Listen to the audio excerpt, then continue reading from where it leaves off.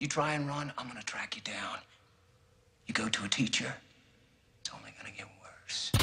Welcome to the Inland Sports Show. Your leader in sports in the Inland Empire. The Riverside. Now, here are your hosts, Pep Fernandez and Jeff Gorham.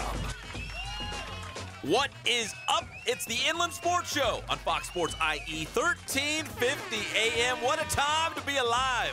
Great week for sports. Coming off the NFL Combine, NFL free agency starts next week. We got all the college basketball tournaments. We got spring training. Jeff, what is not to love? All kinds of stuff happening around the world of sports.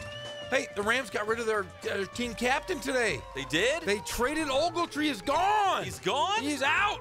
That was my big news because I'm a big Ram fan. Yeah. Yeah. So bummed out? Yeah, a little bit, but they're going to he was good. They're going to get some draft picks and shore up that defense because they already got that explosive offense. Now it's time to build that defense. So much going on, including Kawhi Leonard. Who? Talking to the media today. He's out from basically the middle of nowhere, and he's talking to the media, and he's coming back. We're going to hear from Kawhi Leonard, but basically saying he's going to be a Spur for life. He's coming back soon, and he's not leaving.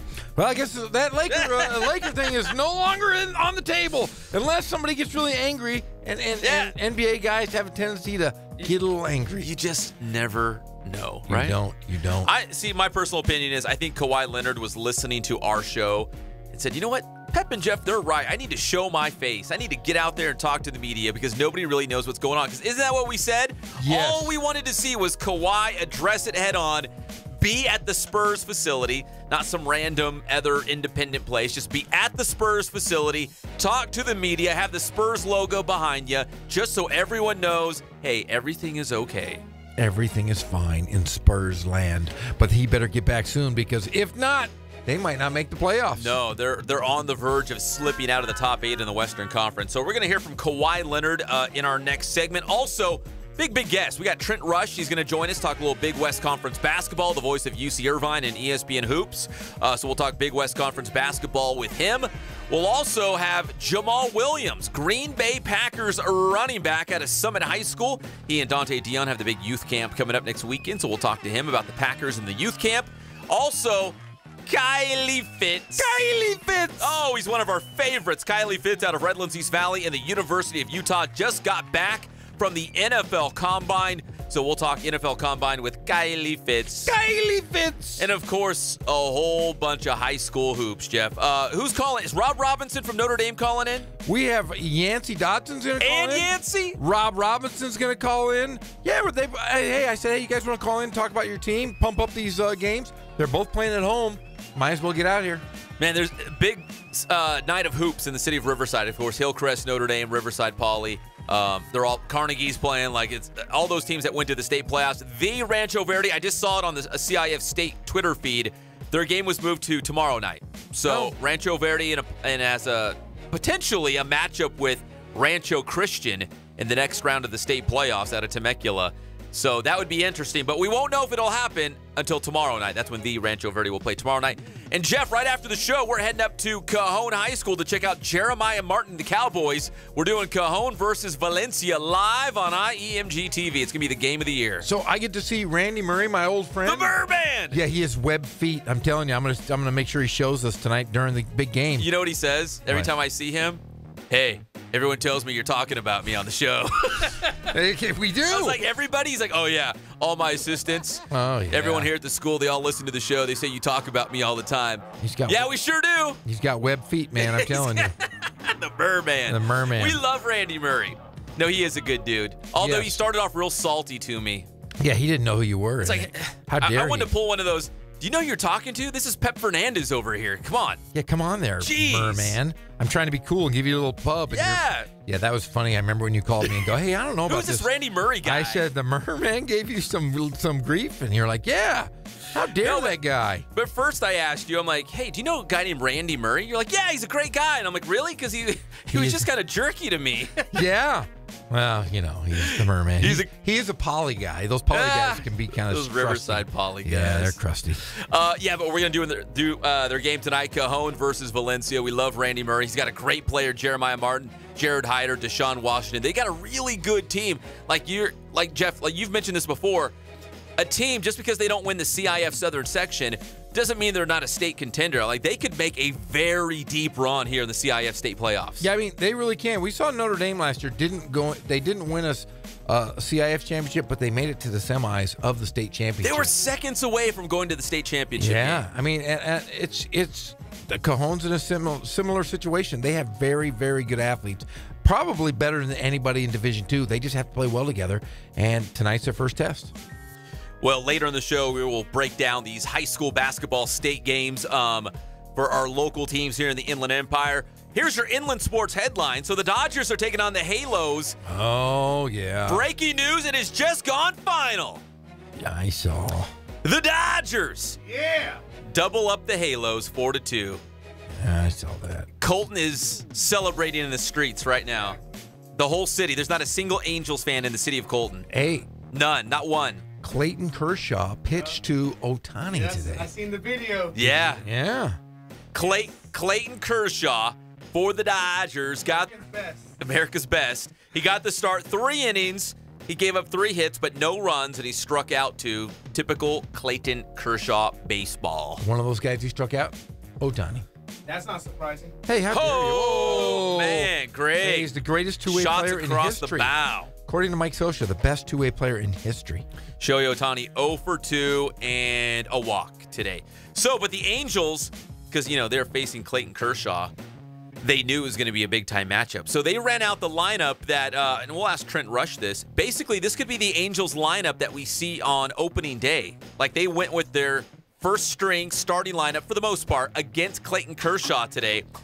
Ian Kinsler led off, followed by Mike Trout, Justin Upton, Albert Pujols in the cleanup hole, Cole Calhoun, Zach Kozar. Shohei Ohtani was batting 7th, and then the catcher and the shortstops. Andrelton Simmons did not play for the Angels in this one, but that'll look pretty darn close, I think, to the Angels' opening day lineup. So they ran those guys out there to face Clayton Kershaw, and Kershaw shut them down. I'll tell you what, though, the Angels, you look at that lineup, that's an incredible list of names. You look at it and go, holy smokes, a lot of pop in that lineup. All right, so Dodgers and Halos today. Dodgers win. Colton celebrating in the streets. The Clippers, they lost to the Pelicans last night. So DeMarcus Cousins goes down for New Orleans, and suddenly they're like the hottest team in the NBA. And as a Sacramento Kings fan, I'm like, yep, that makes sense. Yeah, you lose your guys? Yeah. Well, take DeMarcus Cousins off the floor, and obviously you all of a sudden get better. I think that was the biggest mistake in the world, is putting Anthony Davis and Cousins together. Anthony Davis needs to spread his wings. He needs a good point guard. Could you imagine? He's got Rajon Rondo. No, if they had a good point guard. Rajon Rondo. If they had a really good point guard. Because Rajon Rondo played for the Kings. Yeah, there you go. They were the Kings. The Kings had Rondo and DeMarcus Cousins. They go to New Orleans, and all of a sudden they're like one of the best teams in the NBA. But I'll tell you what, though. If you gave him, Anthony Davis, a true point guard and a guy that can shoot the ball. And a pair of tweezers. And a pair of tweezers. No, the unibrow is sweet. You like the brow? I love the brow. I'm not trying to date him or anything. It's sweet looking, man. It looks like a wing. Looks like like he's gonna fly away. I'm telling you, man. It looks like a seagull. When you draw seagulls, it's perfect. I love it. It looks like a mustache on his forehead. It's awesome. Oh, jeez. But man, if you gave him a Klay Thompson, he had 41 last night. He'd get 51 if he had guys that could shoot on his team and a good point guard. He is that good. If I was to start a team right now, he's the guy to start with. Outside of Anthony Davis, DeMarcus Cousins, and Rajon Rondo, I have no idea who plays for New Orleans. I don't care because I don't like any of those guys. But I will say this. He is the best player right now in the NBA. Well, they beat the Clippers last night, 121-116. New Orleans has won 9 straight games. They're red hot.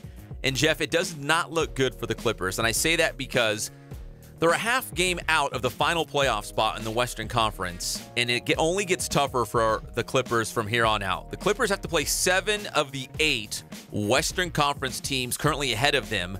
They still have them in their last 19 games, so they've got to play the teams directly above them. Also, they've got Eastern Conference games against Toronto, Cleveland, Indiana, and Milwaukee. That's a lot of great teams to finish up with.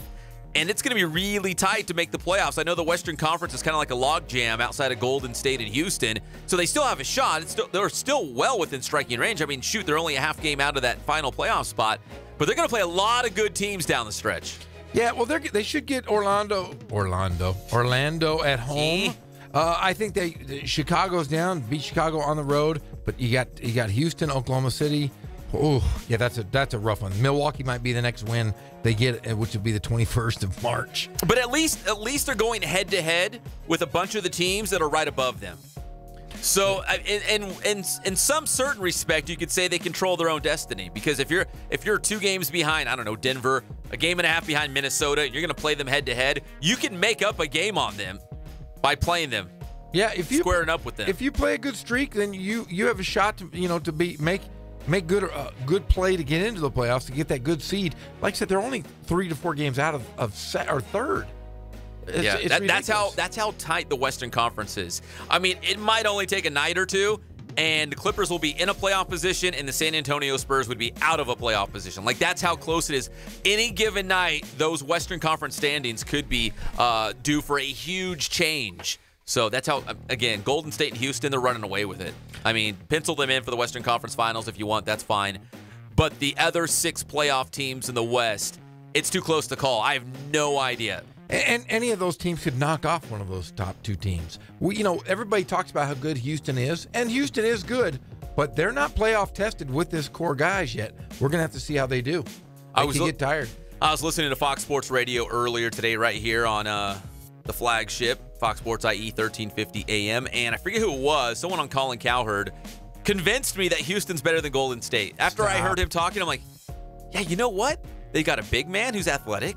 They've got Trevor Ariza, who likes to play defense. Chris Paul will handle the basketball. James Harden, he's going to score the basketball. They've got a couple good guys off the bench like Eric Bledsoe. Like, all of a sudden, I'm like, I'm buying in. I think Houston might be better than Golden State. They are not. They might. No, I like D'Antoni. I like him. I like the style that they play, but there is no way that you can stop. Golden State's just playing right now. They're not playing. They're not getting after it. They're like the old Laker teams that could turn it on when you had. Remember Shaq and Kobe years? They wouldn't play well for a while, and then it came playoff time. They like the Cavaliers, right?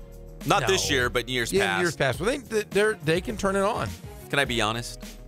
Yes. There's a small sliver of me that's like, you know what? If Mike D'Antoni can get them to the finals, all you Laker fans would be like, oh, Mike D'Antoni. I thought he never was given he was never given the deck of cards that he was given at Houston. He wanted to play a certain way, and the Lakers are like, sorry, we got all these other guys that want to play a different way. Exactly. So, yeah, very, very, very different. Does he run the system, the Jeff Gorham system? Now he runs a version of it. He doesn't run my system. My system was crazy. He runs, he slows it down if he has to. He has guys that can play half court. I had nobody that could play half court. That's why we just ran like maniacs.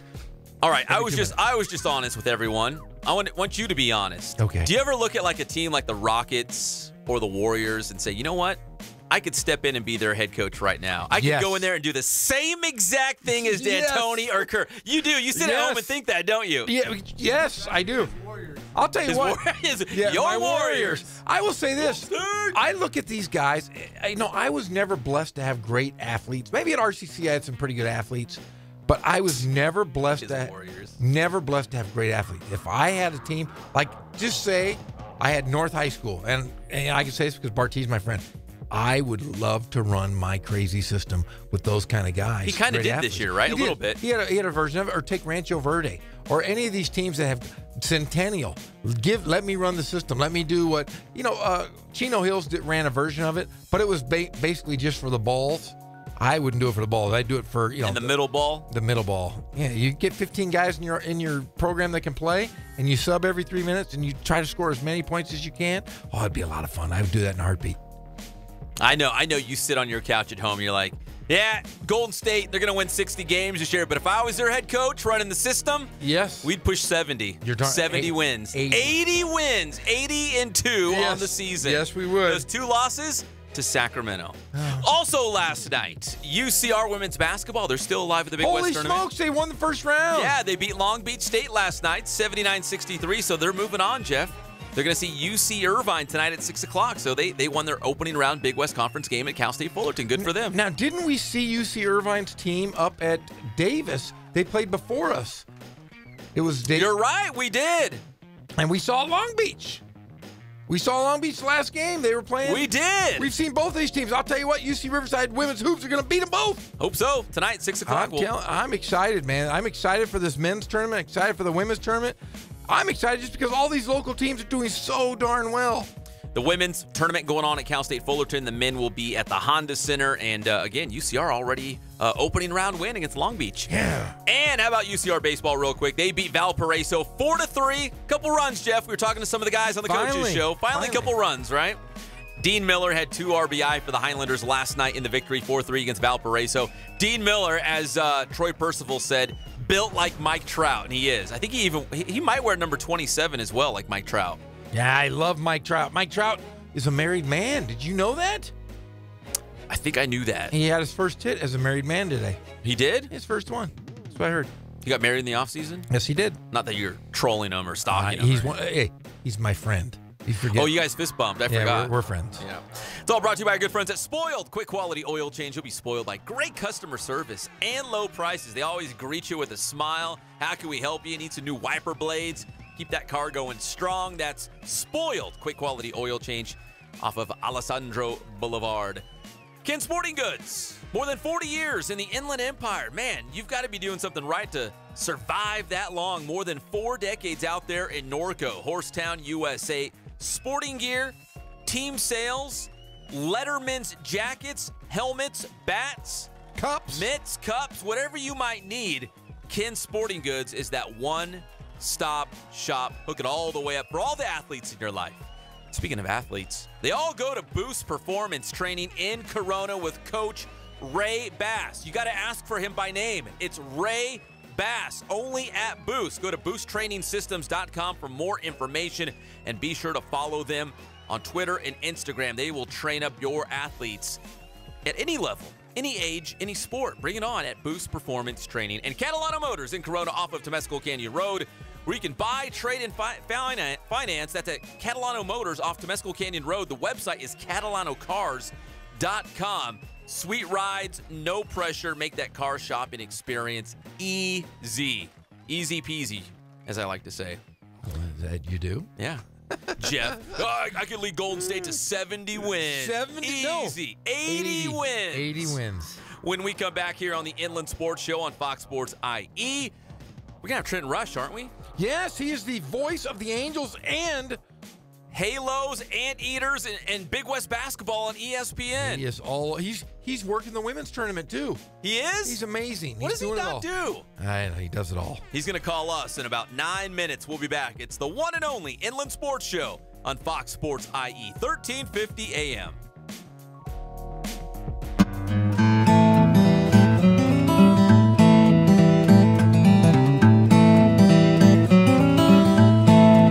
We focus on the customer here.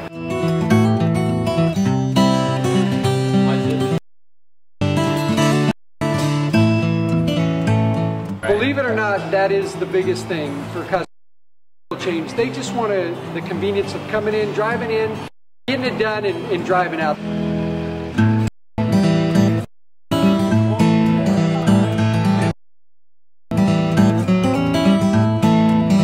We just greet them, get them going, and they're done in about 10 minutes or so.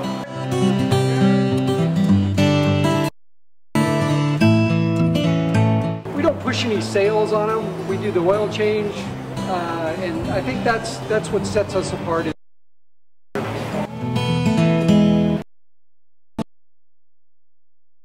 Everything's looking pretty good. You come into us one time, believe me, we'll spoil you and you'll be ready to come back the next time.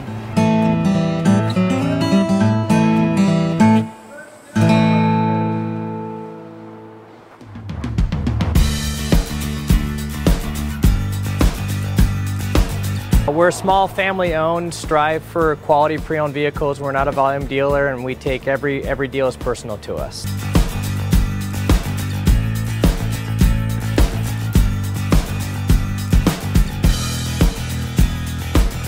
We're a low-stress environment. We're not a pressure sales house. If you want to shop us, you're more than welcome to shop us. We have, like I said, great rates, competitive financing, a lot of one-owner, clean Carfax, clean title vehicles. As you see, we have Carfax everywhere. That's most important to us, to educate our customers before they make a purchase.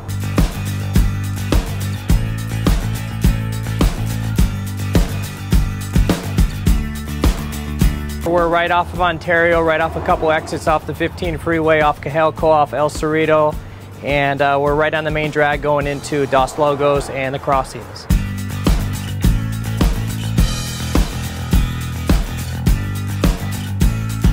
We have great financing, we have great lenders that we're using. We do buy, sell, trade, cash for your car, whatever we need to do to help accommodate the customer, that's what we're here for.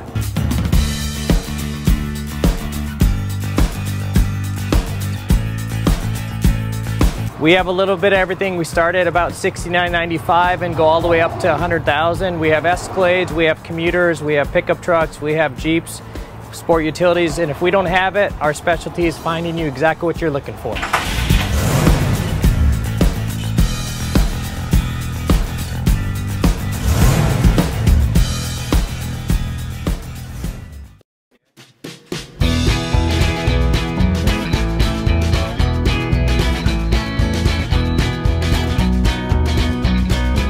Thank God, first of all. I thank the great people that I've got around me that help support me, the people that work for me. As I started, if it wasn't for the people around me, we probably wouldn't be here right now, but I've got a great staff. I've got great people that do stuff for us outside the store, and we've been very, very fortunate.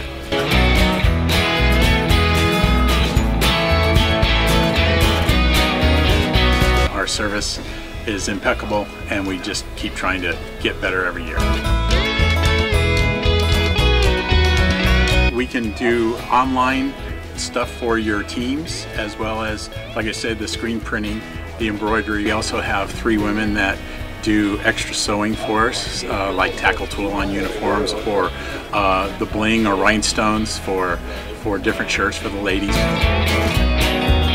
That's why we have certain racks just for certain schools, and the fun about that is that it turns into other schools that may come in here that aren't as close, that we can do stuff for them as well.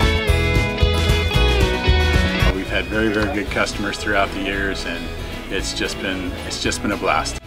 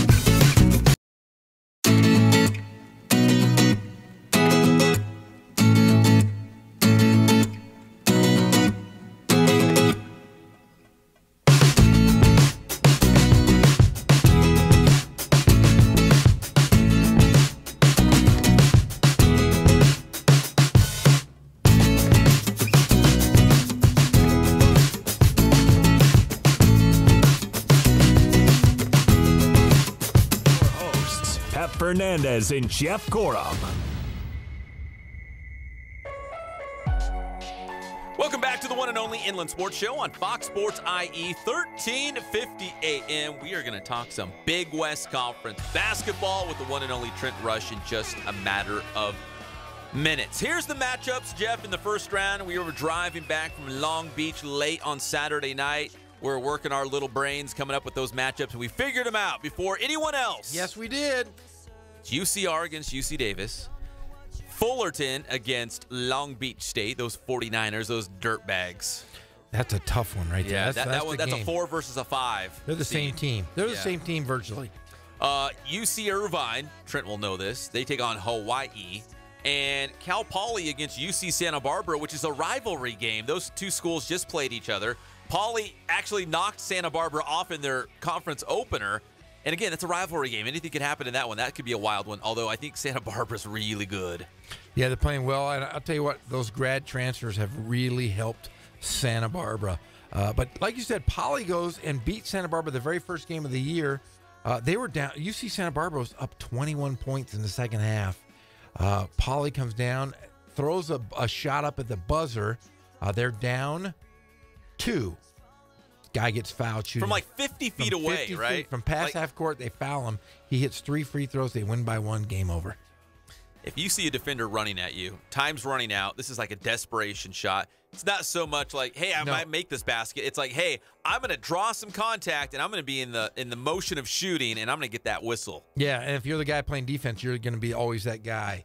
You fouled him. That guy. You fouled him from 50 feet, half court. Who fouls anybody? You know, I'm gonna go back and look at that video. Be like, who was the gaucho that fouled him? Get away from him. He's not gonna hit that. He's not gonna make that shot. Yeah, and Santa Barbara though. I mean, Santa Barbara we saw played the best. What did you say, Jeff, at the Thunderdome? I thought that they were the best team. When I said that's the best team we've seen, best team I had seen in 2 years. You said this team might win the Big West Conference. Yes, and I still firmly believe that if they play 2 halves like they played the first half against UC Riverside, they beat anybody, and they could upset somebody in the tournament. So they go in as the 2 seed, right? So Davis is the 1, Santa Barbara is the 2, and Irvine is the 3. That's your top 3, at least seeding-wise, going into the Big West Conference tournament in Anaheim. Yeah, and I do believe that UC Santa Barbara and Irvine are the 2 best teams that we've seen.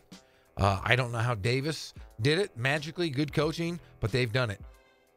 All right, right now, let's go straight to the spoiled quick quality oil change celebrity hotline. He is our dear friend, although he wears that anteater blue all over the place. It's the great Trent Rush. Trent, how are you today? Pep, I'm doing fabulous. How are you, man? Good. So are you doing Big West women's and men's basketball? I'm doing all the women's games for the tournament, and then I'll be with UC Irvine for however many games they go in the tournament. So, yeah, it's a busy week. Okay, so what is your off-the-court regiment to keep your voice sounding so rich and smooth? Right now, it's don't talk to anybody, put your head in the computer, and do as much prep as possible. That's basically been my regiment the last 3 days. That's what Jeff does, too. Jeff's such a hard worker over here. That's exactly what he does. You know what I do is I take hot tea, and I put a little lemon and honey in it. And then I carry around a chalkboard, and nobody will talk to me. I just write in chalk. You don't even use an iPad or a phone? No. I am a professional. This thing is an instrument, and I must maintain it. Hey, to any budding sportscasters listening right now, don't do that, okay? We got Trent Rush on the line. Trent, so you called the women's Big West games last night. Did you call the UCR women's victory? I did, yes. I'm looking forward to seeing them again tonight. Yeah, so they are playing, I believe, your UC Irvine Eaters tonight. Yeah, it's going to be a good one. And UC Irvine, what a great turnaround for them this year. I mean, UC Irvine is, they're a tough team. Tamara Inouye has them playing really well. They got a great player in Morgan Green, who's a bona fide star in this league, transfer from Michigan State. So I think Riverside can have their hands full. But you know what? I thought Riverside was going to have a tough time against Long Beach State last night, and they didn't. Basically winning wire to wire, looked really good in that game. I thought all the way around. You can never really tell when you talk on the phone to John Marguerite, because you're always thinking, oh, my gosh, okay, here comes a sob story about how Riverside is going to struggle, and then they come out and they play great. So I guess I should have known better, but Riverside looked really good last night. There's always 2 kinds of coaches, Trent, and you know this. There's the coach that's really confident, like, yeah, I really like this year's team. I think this could be a pretty special group. And there's the other coach, and I call it the Steve Spurrier approach. It's like, man, if we don't handle the basketball, we're going to be in trouble. We're going to lose by double digits. Like, if we better have our heads straight. We're going to get ran right out of the gym. Like, they really like downplay how good they are, and then they end up winning by like 20 or 30. It's like, Coach, you guys are good. You can just say it. It's okay. You don't have to downplay it. Margaritas. Oh, go ahead there. Oh, I was going to say you're exactly right. And, Michelle Curry's a nice player. She's a senior now, and she was on that team with Brittany Crane a couple years ago, and that team went 16-0 in the regular season. I mean, look out. I know that in the last, 5-6 years, UC Riverside hasn't exactly the most success in the tournament, but now back-to-back years of the tournament victory, I think that bodes well for this team. He is the original Greek freak, Margaritas. Hey, by the way, ask Richie Schuler next time you see him about a John Margaritas story. Those guys are friends. It's great stuff. Well, I've got a chance to get to know him a little bit this year because Pep and I do this coaches show for UC Riverside, and I've hung out with him after the show. He's a riot. He's really funny, funnier than you'd think, because you talk to him and you're like, man, did I pay my cable bill? When you're thinking about it. But man, he's really a funny guy. So if you ever get a chance to really sit down and mess with him, he's fun. No, I'm a big fan of John Margaritas, to say the least. So I always laugh though, because I always get, oh no, we're no good, and then sure enough, like, they go out and win. I'm like, okay, John, all right. You're exactly right. Hey, Trent, let's move on to Big West men's basketball. Jeff and I were just talking about it. We feel like UC Irvine and UC Santa Barbara are probably the two best teams in the conference, although Davis is the regular season champion. You must feel good about the Eaters right now. I mean, when you lose in double overtime at home on your homecoming, on your senior night, that's for the championship. To have a loss like that, it's hard to feel good in any way, shape, or form, because of the way that game happened. I mean, the fact that UC Irvine up by 5 in the first overtime with 40 seconds to go, and Evan Leonard, who's the team's best free throw shooter, best scorer at the line, misses both free throws, forces the second OT. That's part of it. There were so many missed chances. Yasu Worku, I think about at the end of regulation, had a layup, a tough contested layup, but a ball that held on the rim. It hung on there and then just fell off at the very end. It's like UC Irvine was so close to being the Big West champs that, yeah, I agree with you. I feel like they're probably the team to beat. I know UC Santa Barbara is really tough, but let's not count out UC Davis. I mean, TJ Shorts, time and time again, comes through. They're doing it without Chima Manecki. I think Davis has been beyond impressive this year.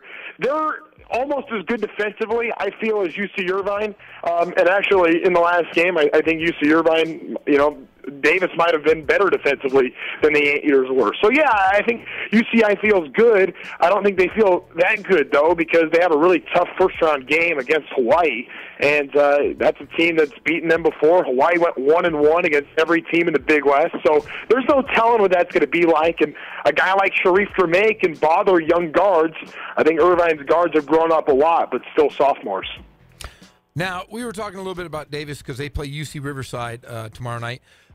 When you lose your best physical player, Chima Manecki, do you think sometimes teams play very well for short periods of time before the honeymoon wears off without your best player? Do you think that Davis could have that hiccup in this tournament? Because Riverside has played him very well the last two times. In fact, they should have beat him the last time, but TJ Shorts came and hit that layup the last second of the game. Do you think Davis has that hiccup coming up? It's hard to say. I mean, Davis is playing well without Manecki. I mean, they're 6-2 without him. So I think there's something to be said for that. And TJ Shorts has been great. I think it's hard to beat a team 3 times, even Riverside, through all the ups and downs. The amazing thing is, through all of this, is that Riverside is actually coming into the tournament looking like a really good basketball team. They got a team that we expected the season to begin with, and then they had, all that controversy early on. January was maybe as forgettable of a month in the history of UC Riverside basketball, but they've been playing much better since. And yeah, I know it was a tough game the first time around. I actually think that's a bad matchup for UC Davis. I feel like UC Irvine, if it was UC Irvine, UC Riverside, probably not a great matchup for UC Riverside. But the way it all shakes out, the way it shakes out, there's no results that could happen on Thursday, that would surprise me because of the matchups and the way they're set right now. It's totally crazy. And had Irvine beaten UC Davis, I think Irvine would be beating UC Riverside for sure. I know it's hard to say that, but I feel confident in that. I feel confident that UC Davis would be able to beat Hawaii. But then, the way, because that loss happens for Irvine, it gets flipped, and now I have no idea what's going to happen. Well, Trent, Jeff and I were driving back from Long Beach State on Saturday night, and we were listening to the end of your game, Davis and Irvine. And for our own selfish reasons, because, again, we think Irvine's better than Davis, we were like, man, we hope Davis wins, because we already knew that UCR was going to be the number 8 seed in the tournament. We're like, okay, if Davis can hold on in this wacky, wild game, it's going to be great for the Highlanders, because if Irvine wins, we don't want to see UC Irvine in that first round. Yeah, it's just a bad matchup, and Irvine really bothers teams inside. They're so tough. Another thing in that game, too, Tommy Rutherford got in foul trouble. You know what's crazy, guys, is something I've noticed this year. In games that have been really tightly officiated, so a lot of hand checks getting called, a lot of fouls, a lot of whistles, those games do not go well at all for UC Irvine. When you're seeing more traditional refs, guys letting them play a little bit, those are the kind of games where UC Irvine is straight up dominated. So you hate to feel like it's going to come down to the men in stripes, but I really think that's going to be the case for Irvine here in the tournament. If they get the right official combinations, I don't think that there's a team that can beat UC Irvine. And on the contrary, if they get the wrong guys, anybody can beat them. Hey, Trent, what time is UC Irvine in Hawaii tomorrow? That's at 6 o'clock at the Honda Center, so it's going to be rocking. What time? You guys are the early game, right? Oh, yeah. We're the early game. We get the party started for everybody. Okay, it's like that's like the table setters. I like it. That's good. It's like breakfast at Wimbledon. Well, I'm going to be hanging out. We're going to have to stop by. Are you going to be doing the Inland Sports Show from Honda Center, or are you going to make your way back to the studio? What's going on? Well, if UC Riverside can beat Davis, we will stay in Anaheim. I'm not exactly sure where we will do the show from, but if they lose, we're going to hustle back here to Riverside, only because San Diego State basketball is going to be on Fox Sports IE tomorrow at 2:30 p.m. So we're going to start late. So it gives us a little extra time to figure out where we're going to do the show from. I have a feeling you're going to be doing it from Honda Center. Yeah! So we're going to go. We're going to go hang out, and it's going to be a party. How about that? Yeah! I won't be able to come on the air. I'll be busy, but I'm looking forward to seeing you. If they win, we're going to do the show, and then we're going to sit right behind you during the Irvine game and watch a real pro at it. Just know this. If UC Riverside wins, you're going to look up in the Honda Center, and you're going to see the rafters, and you're going to see me swinging around on those rafters with a big, lovely beverage going, screaming at the top of my lungs, going crazy. It's going to be a good time. All I can ask for, Jeff, if that does happen, please keep your clothes on. No promises, Fred. No promises. Hey, Trent, true story. Every time he wants to FaceTime me, I always get a little nervous because he's FaceTimed me with no shirt on before. So. I FaceTimed him naked just to mess with him. So get ready, Trent. If he FaceTimes you, if you see that call coming through, beware. I'm changing my number as we speak. Trent, you're the best. We'll see you tomorrow, brother. Sounds good, guys. Thanks, buddy. All right, that's Trent Rush, Angels broadcaster, the voice of UC Irvine and ESPN Hoops. I'm telling you, dangerous. Could you see me swinging around the rafters like a circus freak? Yeah, actually I can. That's what scares me. I can. Yeah. Be hanging out. Hey guys. Hey, when we come back, we're going to hear from Kawhi Leonard of the San Antonio Spurs, the pride of King High School. He's talking to the media. We're going to hear from Kawhi and also the Lakers push. Actually, a local lawyer trying to get LeBron James to the Lakers. LeBron James. LeBron. L.A. Oh, L.A. Bron. Did you see that? Oh, Jeff, smart guy. We'll be right back. It's the one and only Inland Sports Show on Fox Sports IE, 1350 AM. Woo! Come on! We're streaking! Come on! Come on! We're running! Come on! Woo! Woo!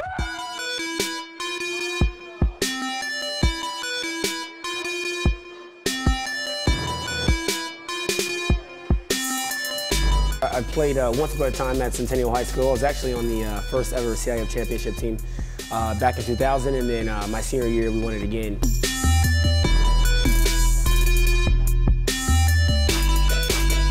I'd say that's my passion because I've done it. You know, I know exactly where these athletes are at. I know what their mindset is right now. I know how hard it is to, number one, find a performance coach who can take you to the next level.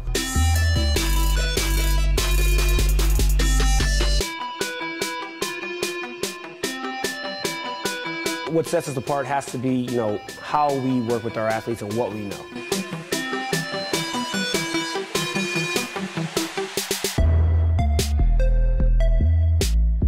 We can take an athlete and you know, help them reach their athletic potential, you know, help them, you know, prevent injuries, help get them stronger.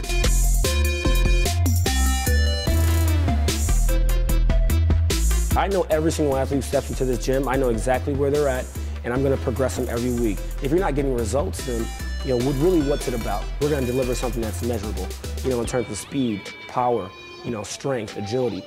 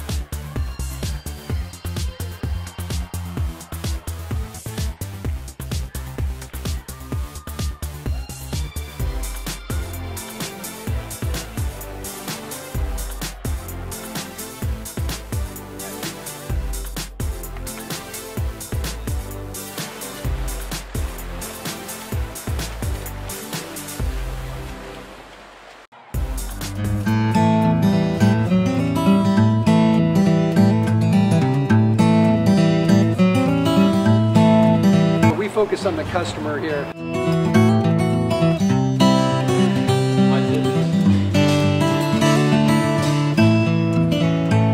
Believe it or not, that is the biggest thing for customers on an oil change. They just want the convenience of coming in, driving in, getting it done, and driving out.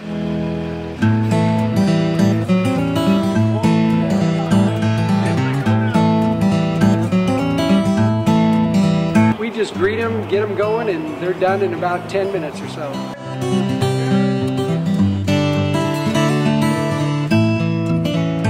We don't push any sales on them. We do the oil change, and I think that's what sets us apart is our customer service. Vacuumed and cleaned your windshield for you as well. Everything's looking pretty good. Come into us one time, believe me, we'll spoil you and you'll be ready to come back the next time.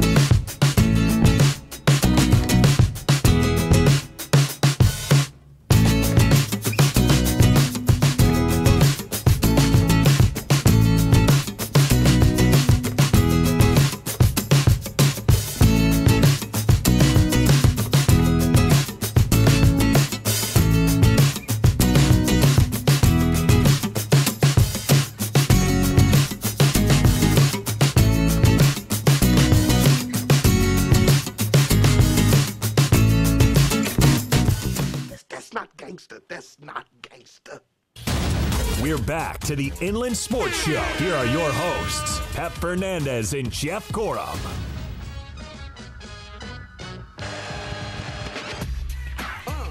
Welcome back to the Inland Sports Show, Fox Sports IE, 1350 a.m. If you are cruising around the City of Angels, look out for those L.A. Braun, the LeBron James billboards. Apparently there's a lawyer, an attorney. Yes. Who's a big Laker fan? He is a big sponsor of Fox Sports Radio. He is? He doesn't do our show? No, Jacob Amrani. He is a big Fox Sports guy. Oh. He does all the big national news guys. Well, he put up a bunch of billboards in purple and gold, basically kind of poking a little fun at the Cavaliers, the 76ers, everyone else who thinks they're going to get LeBron James, and basically saying, come to L.A. We play for banners. Or, championships. Championship banners. I mean, honest to goodness, do you really have to? I'm going to go back to Kobe Bryant here. Do it. Do you really need to recruit if you want to play for the Lakers? You got to have that certain mentality. You got to have the Mamba mentality. Yeah. You got to have that Wilt Chamberlain mentality. You got that Kareem Abdul-Jabbar, Magic Johnson mentality. If you have that mentality, you can play for a championship and be part of that L.A. lore. So LeBron James is going to be in town because the Cavaliers are playing the Clippers and the Lakers. You really think he's going to be taking his Uber or taxi or private car, whatever he does, and say, oh, man, look at that billboard. Yeah, you're right. I better be a Laker. And you're darn right. Well, you got to figure he lives here. In the offseason, this is where LeBron James. L.A. Braun. This is where LeBron. This is where he lives, so he's going to stay at home in his cozy little house. He is? Sleep in his own bed at night? Sleep in his own bed, and then he's going to think to himself, man, I could play for Magic Johnson. I can play with Luke Walton. I can play for Luke Walton. I can play with Brandon Ingram. I can play with, I'm not Luol Deng. No, the Dang contract. Timothy Mozgov. I can play with Mozgov. Man, can you imagine? I bet you money he's here. I think we should do a sandwich bet on that. Where do you think he ends up? Clippers. You don't believe that. Not for 1 second do you believe that. The Clippers. Okay. They're closer to winning right now. No, they're not. LeBron's not old, but he's getting older. Clippers are ready to win now. They are like a volcano bubbling, a bubbling brew at the surface. They're ready to explode. Their best player is Lou Williams. Yes. Can you imagine? Hey, he was a Laker last year. And now he got good. He was good before. Now he's good. Oh, man. But yeah, I honestly, those billboards were kind of silly. Kind of a waste of money. Remember Dwight Howard had I was just going to bring that up. Dwight Howard. I think the Lakers actually put the things up for Dwight Howard, right? The team actually did it. Like, hey, Dwight Howard, hey, you're in town doing an interview with us. Look how much we love you. Look at the big signs. Do you remember they did the recruiting thing with him and it backfired? Remember Kobe Bryant showed up an hour late to the meeting? It's Kobe style. And they were all mad at him. Kobe just knew that he wasn't Laker material. Yeah. And look how far he's fallen. Where is Dwight Howard? I don't know. He was with Atlanta? He was. Charlotte? He was with Charlotte. Yeah, Hornets. He's not good. Hornets? Yeah, Hornets. Yeah. They're real good. They're not very good. No. All right, so if you're driving around L.A., look for those L.A. LeBron James you like that? billboards. Yeah, I like what you did there. Hey, Kawhi Leonard is back. He's not on the floor back. He's not playing back, but he's back with the Spurs. Oh. He's back in the training facility. He's talking to the media. And Jeff, again, he must have been listening to the show because we said, all we need is to hear from Kawhi in a Spurs shirt or a polo or something that says San Antonio at their facility and be like, hey, it's all good. Still banged up. I love these guys. I want to be with these guys. It's going to happen soon. I'm really close to returning. And not only did he say that, he said all that. He did, but he also said, I want to be a Spur for life. He shot down your Kawhi to the Lakers theory. Yeah, but one of our friends told us, can't say who it is. His secret source. His uncle is now his agent. And honestly, I still think he's going to be a Laker. All the stuff with the Spurs, his shoe deal with the Jordan brand and Nike was kind of getting all sideways. There's something weird going on. They offered him $20 million for 4 years. That's $5 million. For a shoe deal, that's a lot. That's a lot of money. We were talking a little bit off the air here. How much money do you think he has missed out because he is Mr. Personality? Yeah. I mean, we're talking probably $100 million plus. Can you imagine if he was real outgoing and was real smiley and loved to talk to the media and real charismatic? Oh, he would be raking in endorsements. Oh, he'd be a half a billionaire. He would make hundreds of millions off of his endorsements. If he had Jeff Gorham's personality. Oh, he'd be wealthy. He'd be the richest guy in the world. If he could go and just be a wordsmith. Oh, I mean, I'm telling you, man, he's very, very. Can we hear him? Yes, Kawhi says the quad is feeling a lot better.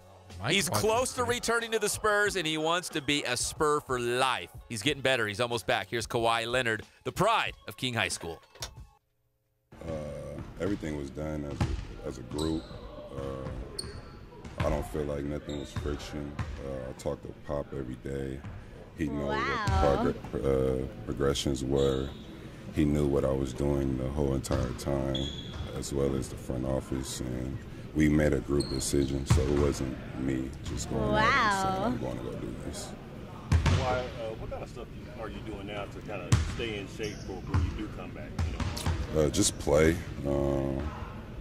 That's it. That's all I could do. Get on the bike a little bit, and but just like I said, playing is what gets you in shape for this game. Wow. And obviously, we try to do the best we can to simulate a game, but that's all I could do, like I'm saying, until I get back out on that floor and then start getting real game minutes and segments, and then go from there.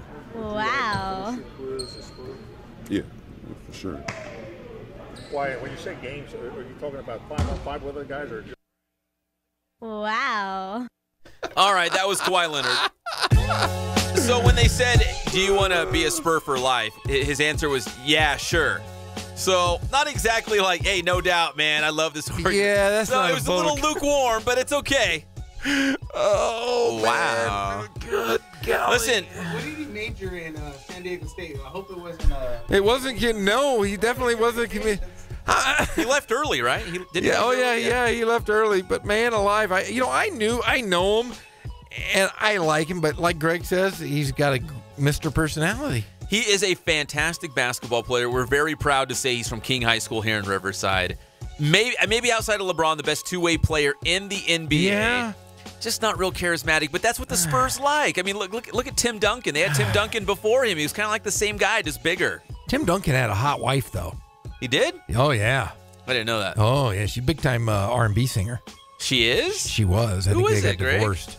Do you remember her name? No, we'll look her up off the air. No, Jason Kidd's been married a few times.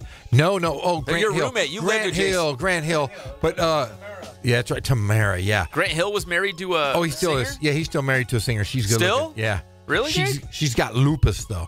She does? Yeah. Every time I hear the term lupus, I think of like a sloth. I don't know why. I think of like the L sound, like a lupine. Lupine. You know, a lupin is like a vampire. But I always picture lupus as somebody who's like dragon. Like, oh, I'm tired. I'm just so sleepy. I know lupus is a terrible thing. Yeah, it is. It's serious. She's right there. Oh, she sang this song? So that's Grant Hill's wife? Grant Hill's wife. And they're still married? Yes. Yeah. Oh. But Tim Duncan had a really hot wife. Had one. Timmy Duncan? He had a really hot wife, and then they got divorced. Big time Timmy Jim. Yeah. I'm going to cry right now. All right. Well, Kawhi Leonard, he's going to be back soon. Very soon. Don't know when, but soon. And, hey, Kawhi, you going to be a Laker? Sorry, I'm not a Laker. Kawhi Leonard, you going to be a Spur for life? Yeah, sure. Yeah. Wow. Botched that one. When we come back, we're slated to have Green Bay Packers running back Jamaal Williams, and also a little bit later in the show, high school hoop talk. We'll have Yancy Dodson, right? Riverside Poly head Yancy, coach. And Rob Robinson. And they're playing tonight. But they always make time for us. Always. Love it. Yep. We'll be back. It's the one and only Inland Sports Show on Fox Sports IE 1350 AM.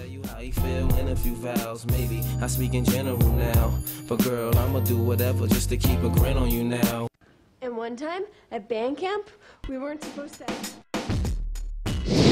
How you guys doing? I'm Coach Ray again. We're here at the Boost Performance Center with the one and only Pep Fernandez. So today's tip, I'm going to go over the shuttle run. So really, the shuttle run is a great drill to measure lateral speed, power, and change of direction. So we're going to go over that today, and it's a drill that can benefit really, again, any type of field sport, whether you're a basketball player, football, volleyball, soccer. If you got to change directions, you got to be quick. Shuttle runs for you. Okay, so Jacob's gonna demonstrate the shuttle run here. We're gonna start off with the stance. So he's gonna have his feet about hip width. Now this is really important because a lot of times you get guys who will try to shift their stance. You gotta split the line evenly, and you wanna make sure your toes are forward. You wanna make sure your feet are right underneath your hips, all right? So he's gonna have his feet forward and underneath their hips. All right, now, when I say set, he's gonna drop down very quickly.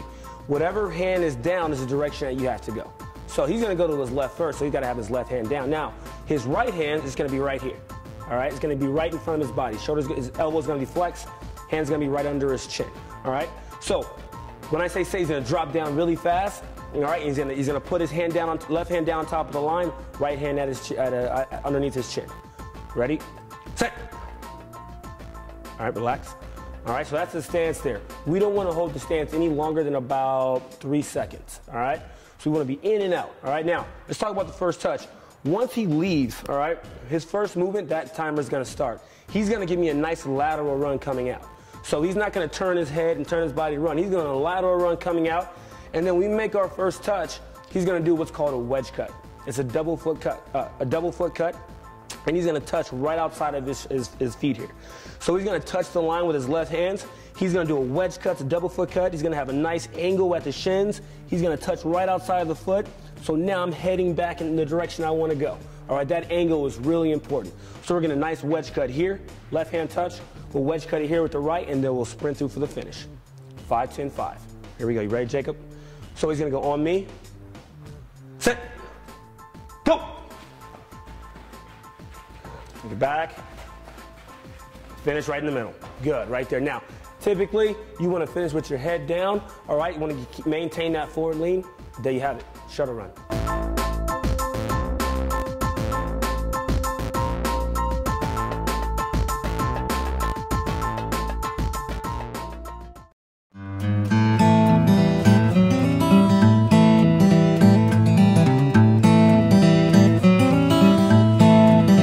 Focus on the customer here.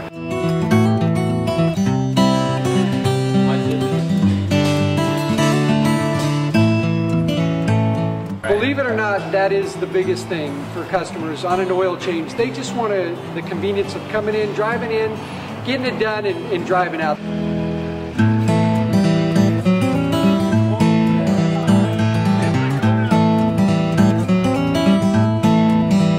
Just greet them, get them going, and they're done in about 10 minutes or so.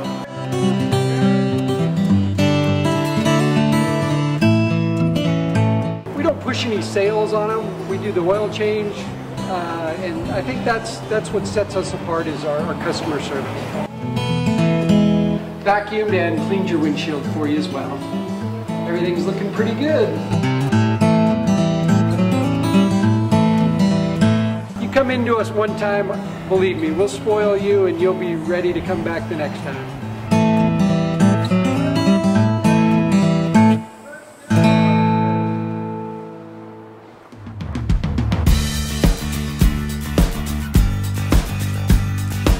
We're a small family-owned, strive for quality pre-owned vehicles. We're not a volume dealer, and we take every deal as personal to us.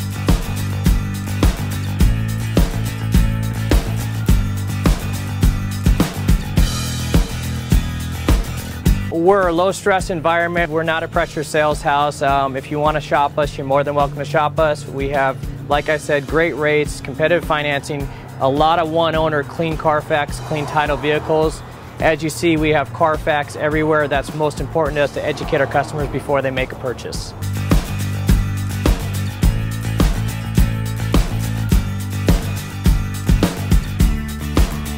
We're right off of Ontario, right off a couple exits off the 15 freeway, off Cahelco, off El Cerrito, and we're right on the main drag going into Dos Logos and the crossings.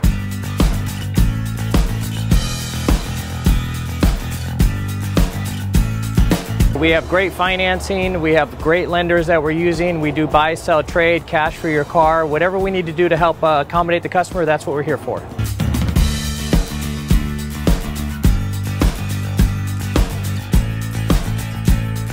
We have a little bit of everything. We start at about $69.95 and go all the way up to $100,000. We have Escalades, we have commuters, we have pickup trucks, we have Jeeps, sport utilities, and if we don't have it, our specialty is finding you exactly what you're looking for.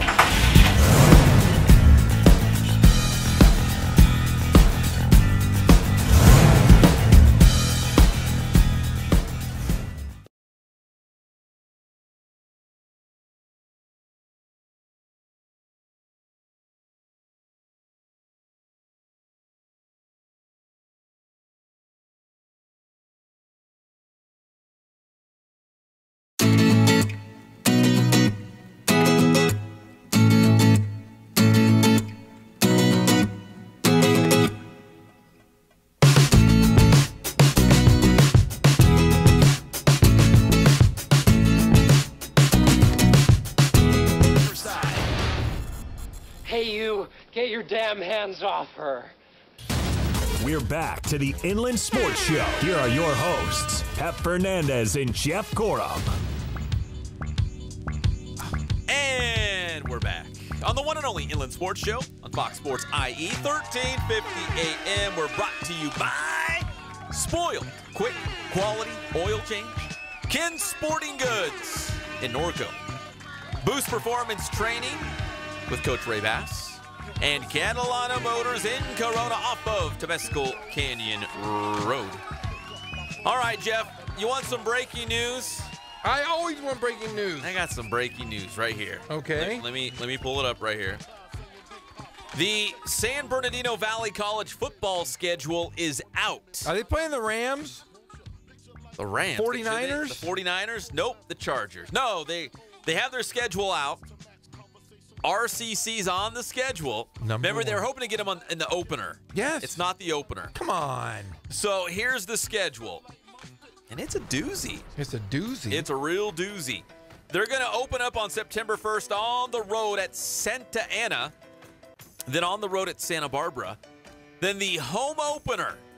Not the first game of the year, but the first home game. In Death Valley? The home opener in Death Valley against Riverside City College. Mark your calendar. It will be September 15th. A shout out to my boy Bill Norris, Sports Information Director out there at SBVC, hooking it all the way up. You want the rest of the schedule? No. Oh, okay. So they will play on September 22nd, the week after, at home against LA Southwest. Then on the road at Pasadena. When do they play UCLA? It's later in the schedule, I guess. Okay. October 13th, as we get into conference play at Antelope Valley. Oh, yeah. Versus Mount San Jacinto. That's a home game. That's not a good. That's a good one, right? Or no? That's a good one. Mount Sac is the good team. Mount Sac's really good. They look like Alabama. Yeah, do they play them? No. What? They opened with Mount Sac last year, not this year. I remember that. I was there. Let's see. After Mount San Jacinto, they play on the road at Citrus, on the road at Victor Valley, and then at home on November 10th against the College of the Desert to wrap up conference play. You know, they got to go to 3 horrible spots. They do? Yeah. What's the horrible ones? Victor Valley. Victor Valley. Who wants to go play football in Victor Valley? It's just dirt out there. and then COD. Don't say Santa Barbara. No. No, COD's a home game. Oh, okay. Then that's okay. COD though, you got to go out there, and that's hot. That's still hot. At least it's in November. Let's see the early games in September. You're gonna play at Santa Barbara. That's not bad. You'll get good weather. No, that's fine. There was one other one. Oh, Antelope Valley. That's just like Victor Valley. That's a home game. Oh, okay, that's good. You dodged that bullet. Yeah, so the road games are at Santa Ana, at Santa Barbara, at Pasadena, at Citrus, at Victor Valley. Oh yeah. Victor. So the RCC game, September 15th, the home opener. That stadium's gonna be popping off. You think Kraft and Algadas are going to fight at halftime? That'd make battle. No, just fist fight. You know, they have the regular game, and they go out and they battle it out, and they have their assistant coaches battle it out. Es posible. And then they finish the game. And then I'll tell you, that's a nice stadium, though. That's one of the coolest stadiums. Except I'm always a little height weary when I get up to the top of the. Are you? A little bit. So do you back off from the edge? Because I never back off, my friend. If you go to Death Valley and look at the stadium, there's the press box. Very nice. Yes. But when we set up for the broadcast, it's on top of the press box. It seems it's like another level. Yeah, I honestly, like, I've been to Hoover Dam. Yeah. And when I go to Hoover Dam, I look down, I look over the edge, I'm like, nope. Bugs me. No, I get like everything tingles. You ever feel that feeling? You like look over and oh, things are tingling. I don't like it. Things are tingling? Things are tingling. No, I don't know. You don't know that? Are you scared of heights? No, I don't think so. Yeah, well, you are pretty close to the ground. Hey! Once a week, I always have to throw in Pep Small. But you're really not that small. No, I'm not, man. I got my Nikes on. I'm practically 6 feet tall in these Nikes. Yeah, 6 feet, whatever. In my soccer cleats, I was like 6 feet tall. In your I was a big man. In your big cleats. Yeah. Because my studs. Your studs. You know why? Yeah, because it was. I know this now. Tell me the story. If it Jeff. was wet, yes, you want to use the big studs. It's like track. You know, I was a high jumper in track. You were? I was. Did you just step over the thing? You didn't. I was a great. But see, I was a 2-footed jumper. I jumped off the vertical. I jumped like a brother. I did, like a big brother. And then you could just soar through the air. I could soar, jump off 2 feet. I was not a 1-footed jumper. I could leap though. Did you do the what do they call it, the Fosbury flop? I did do the Fosbury flop. I could high jump a little bit. I had good form. You did? I had very good form. I played track. I ran track. You played I ran track and I played baseball at the same time. You did? I did. So what would happen is if I wasn't playing a game of baseball and there was a track meet, I would run over to my track and stuff. You'd win it. And no, I wouldn't win it. And because I wasn't like a great high jumper because I wasn't a good one-legged jumper, but I would always do well. I mean, I beat most of the teams in my league, but then I'd go play baseball right afterwards. You would? I would. I'd sit on the bench there. Minding your own business. I just rode behind. I could either hit it real far. I threw pretty hard, but I had no direction. It was wild. I was wild thing. I hit at least 2 guys. You were the wild thing before wild thing. I threw the ball as hard as I possibly could, but it was just no accuracy. I'd drill guys, and guys would be like, "Man, Gorm, why'd you hit me?" I'm like, "Hey, I'm sorry. Didn't mean to. I didn't know it was going to go there." But I would always giggle just a little bit when I would hit somebody. Is that bad? Like I'd throw it as hard as I could. I mean, as hard as I could. And then I didn't have a curveball because my dad didn't want me to hurt my arm. So I threw a fastball. I threw it really hard, and guys, I had friends of mine I would hit. They go, "Why'd you do that, man?" I'm like, "I didn't mean to, but it sure was funny." Not on purpose. They make these funny noises. They go, "Yep." Then they yell at me, and I go, "Sorry." Like a little puppy. When whimpering. I giggle. Yancy Dodson was a great pitcher. Was he? Oh, fantastic. Yancy's going to join us later in the show, as will Rob Robinson, to talk about the CIF Southern Section playoffs tonight, the state playoffs, the opening round of the playoffs. So Riverside Poly got a home game. In fact, I was looking at the brackets, Jeff. You look at Hillcrest, who's the #1 team in Southern California in Division 4. All of the other top seeds, those are teams that Hillcrest beat. St. Bonnie, San Luis Obispo. It's like, dude, those are teams that Hillcrest already ran through. Like, they should go all the way to state. They're going to be in Sacramento. I honestly don't think anybody will touch them. I don't think it's close.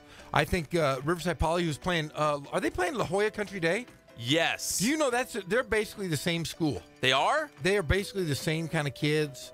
You know, hoity-toity, the Riverside Poly. Riverside Poly. Oh, Riverside Poly's the hoity-toity guys. They are. Oh, yeah, they are. Don't you forget that. They're on the good side of the tracks. I was on the bad side of the tracks. Ram high. Horns up, baby. Horns up.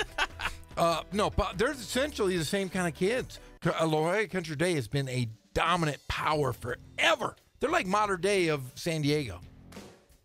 Before, there is a modern day in San Diego. There is. Yeah. In fact, they just they just lost to the Paloma Valley girls soccer team, They did. 10-0. What? 10-0. 10-0. That's a soccer game? Something like that, yeah. If you go back and look through all the scores from yesterday in the CIF state playoffs for soccer, the Southern California Regional, the Inland Empire schools, they pretty much they all won. Shout out to Arlington. They lost last night. The Arlington boys. But everyone else won. It was like a blowout, like 10-0, 7-0, 5-1. Indian Springs, not exactly a close game, but they beat San Pedro last night, 2-0. We did it live on IEMG TV. So it's been a good run for our high school teams, whether it's basketball or soccer here in the Inland Empire. Yeah. All right, when we come back, we're going to talk more high school hoops. We're going to have Rob Robinson. He's going to join us live on the show, as will Yancy Dodson, which is a real treat because these guys have games tonight. It's the state playoffs, and they're going to join us right here on the Inland Sports Show. Yes, they are. So we love these guys. They always make time for us, so we're going to talk more high school hoops with Yancy Dodson and Rob Robinson. And then Kylie Fitts a little bit later down the road as we talk a little college football and NFL. We'll be back. It's the one and only Inland Sports Show on Fox Sports IE, 1350 AM.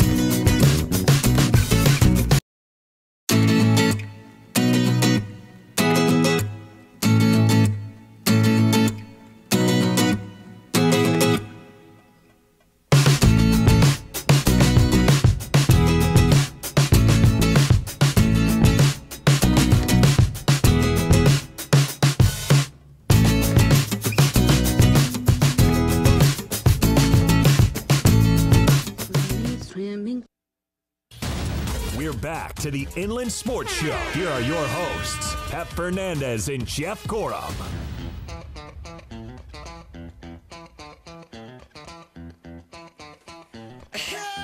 And welcome back. It's the one and only Inland Sports Show on Fox Sports IE, 1350 AM. Jeff, what do I love the most? You love Star Wars,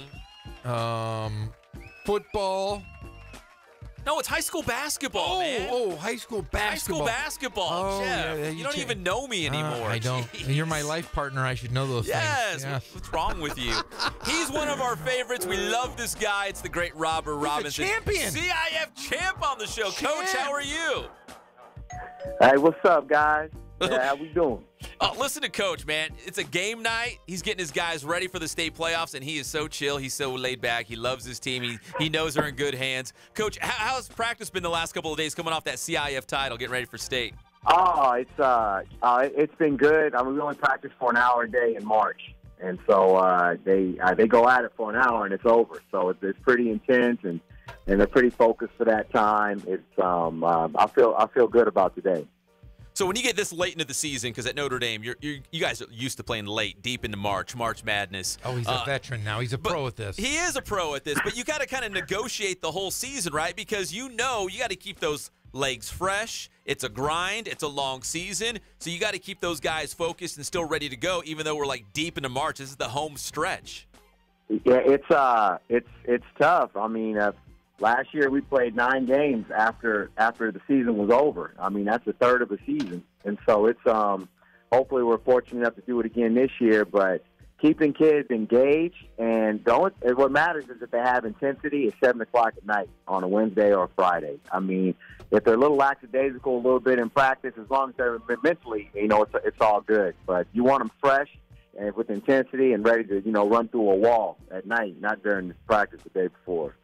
So we're about 2 hours, 40 minutes away from tip-off from the state playoffs tonight. So, Coach, between now and then, what do you do with the guys? Do you guys go watch a movie? Do you go hang out in the gym and make them take a nap? Like, what do you guys do before the game?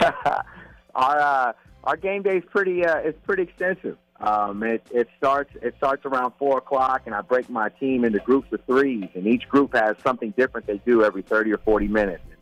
Watching film, it's free throws. It's a shoot around with a specific coach. It's chalk talk. I keep them engaged so that before the game, we don't even talk before game. Once we get into the locker room and it's all said and done, it's 1, 2, 3 Titans, and we attack the floor. But that process started about 10, 15 minutes ago with my 3 or 4 coaches in our 3 different groups. Now, my big question is pregame meal. Notre Dame's got to have a good pregame meal. What do you guys eat before? It varies. We have a really cool. I have Bree in our food service department over here. She takes care of me. She always makes me a chicken salad, but for the kids, it can vary. Sometimes it's pasta. Sometimes it could be ham sandwiches. Today the kids had lunch. We had a minimum day, so they were gone. But when they arrive back here, when they walk in the locker room in a couple minutes after their first group session's over, they'll have. Today I have just peanut butter jelly sandwiches and Lay's potato chips and Gatorade, and that's what they'll have for their snack, not their meal, but their snack before the game. Okay, that's okay then. No, peanut butter's good, man. That's gets it going. I was thinking protein. I was thinking it'd be like Mario's place was going to deliver something. Oh man, that would be nice. The last time I went to Mario's, it set me back a mortgage payment. I don't think we're going there, bro. We got Rob Robinson, the head basketball coach at Notre Dame High School. They are in action tonight in the state playoffs as they are taking on El Camino. Coach, we looked at the brackets. You guys are in Division III. You're the number 8 seed. Kind of like a tough bracket for Notre Dame. Like that, last year you guys made it look easy. You walked all the way to the Southern California Finals, the state semis. But this year, it looks like it's going to be a little tougher road for you guys. Oh, there's some great teams in this division, in this playoff. I mean, wow. There's some really good and really talented teams, and every night you're going against guys who are going to play in college. So it's a hump, and but I mean, I can't complain. It's not like I don't have players either. So I mean, I can play. We can go ball for ball. So it's a challenge though, and it's an exciting challenge. But this bracket is tough. We were really surprised. I was very surprised to be the 8th seed. However, Saturday I was at the house and I'm thinking, like, how do I motivate my kids now that they won a championship? And lo and behold, the state committee motivated them for me. So I was pretty happy, actually. Yeah, so probably one look at those brackets and they're like, okay, we got to step our game up. This is not going to be a cakewalk. You guys are coming off a CIF Southern Section Championship, the first in school history. But you get to state, and they're like, okay, that's all over now. Now look at all these great teams that you guys have to go through to get to Sacramento. Like you said, there's a lot of great teams. Coach, I am curious, where's the CIF Southern Section trophy right now? Is it at school? Is it in your closet at home? Where is it right now? Yeah, it was on the nightstand for 3 straight nights. There it is. It was right there, and I would wake up in the morning, and I'd turn, and I would look through it like it was a beautiful woman. I would just smile, and it was a surreal feeling. I had it right now. I have it in my office. I'm going to keep it there for a couple more days, and then I'm going to put it in the front office of our school with the other ones. And so, because I mean, it's I feel like it's when I won it, it almost feels like it's kind of yours, but it's Notre Dame, and within a day, actually after tonight's game, my focus is on winning something else that looks similar. So it's we'll put it back in the front office, and it's Notre Dame's trophy for the next 20 years.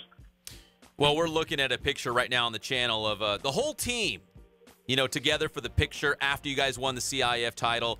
And you've got the trophy, the plaque in your hands. It looks like you got a pretty tight grip on it, like nobody's going to take it from you. Like you're like, okay, I'm going to hold on to this one for a while. Oh, yeah. Afterwards, a friend of mine who's a college coach, he had texted me after the game, and it's funny, it's what he said. He goes, no matter what you do from here on out, they can't take that from you. No, I was like, well, yeah, it's going to be really hard to grab it from me right now. I knew that. I was holding on to it for dear life. 19 years is a long time, and every year I've had the same goal of trying to win it. And, man, I was just fortunate enough to get the right. You really got to be fortunate and lucky and blessed and everything at the same time to make it through that. You got to be injury-free. You got to have talent. You got to have a good draw. And at least once or twice in the playoffs, you got to hope the other team just plays bad. And all that stuff happened for us, and we were able to pull that one out. Well, hey, Coach, I know we're a little off topic here. What I'm going to say here, tell us a little bit about the football field that's being put in. It looks great. It's been all over social media. You're a coach on the campus. What's the vibe of that? I mean, you've had a great week. It is.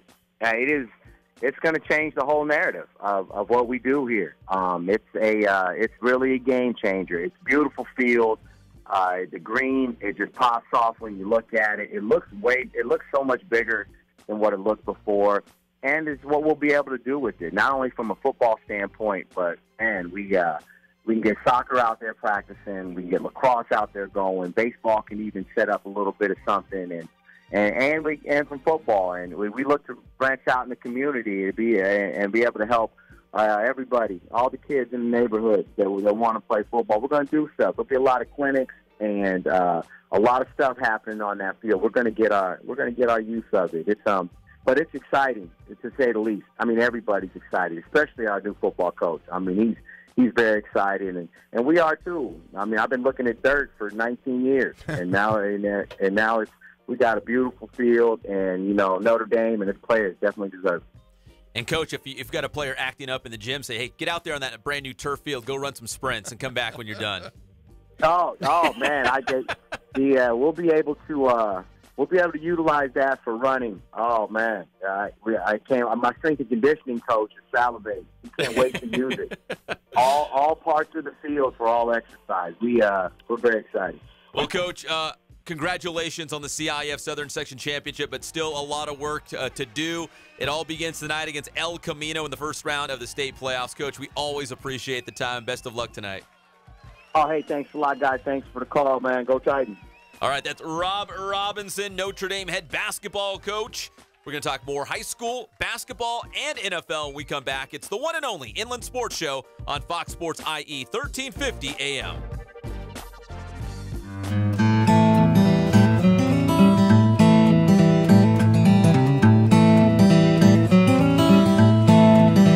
focus on the customer here.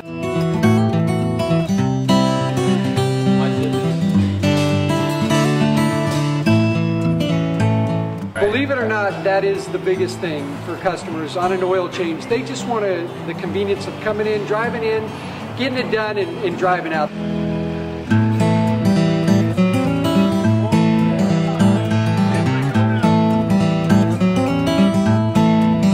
We just greet them, get them going, and they're done in about 10 minutes or so.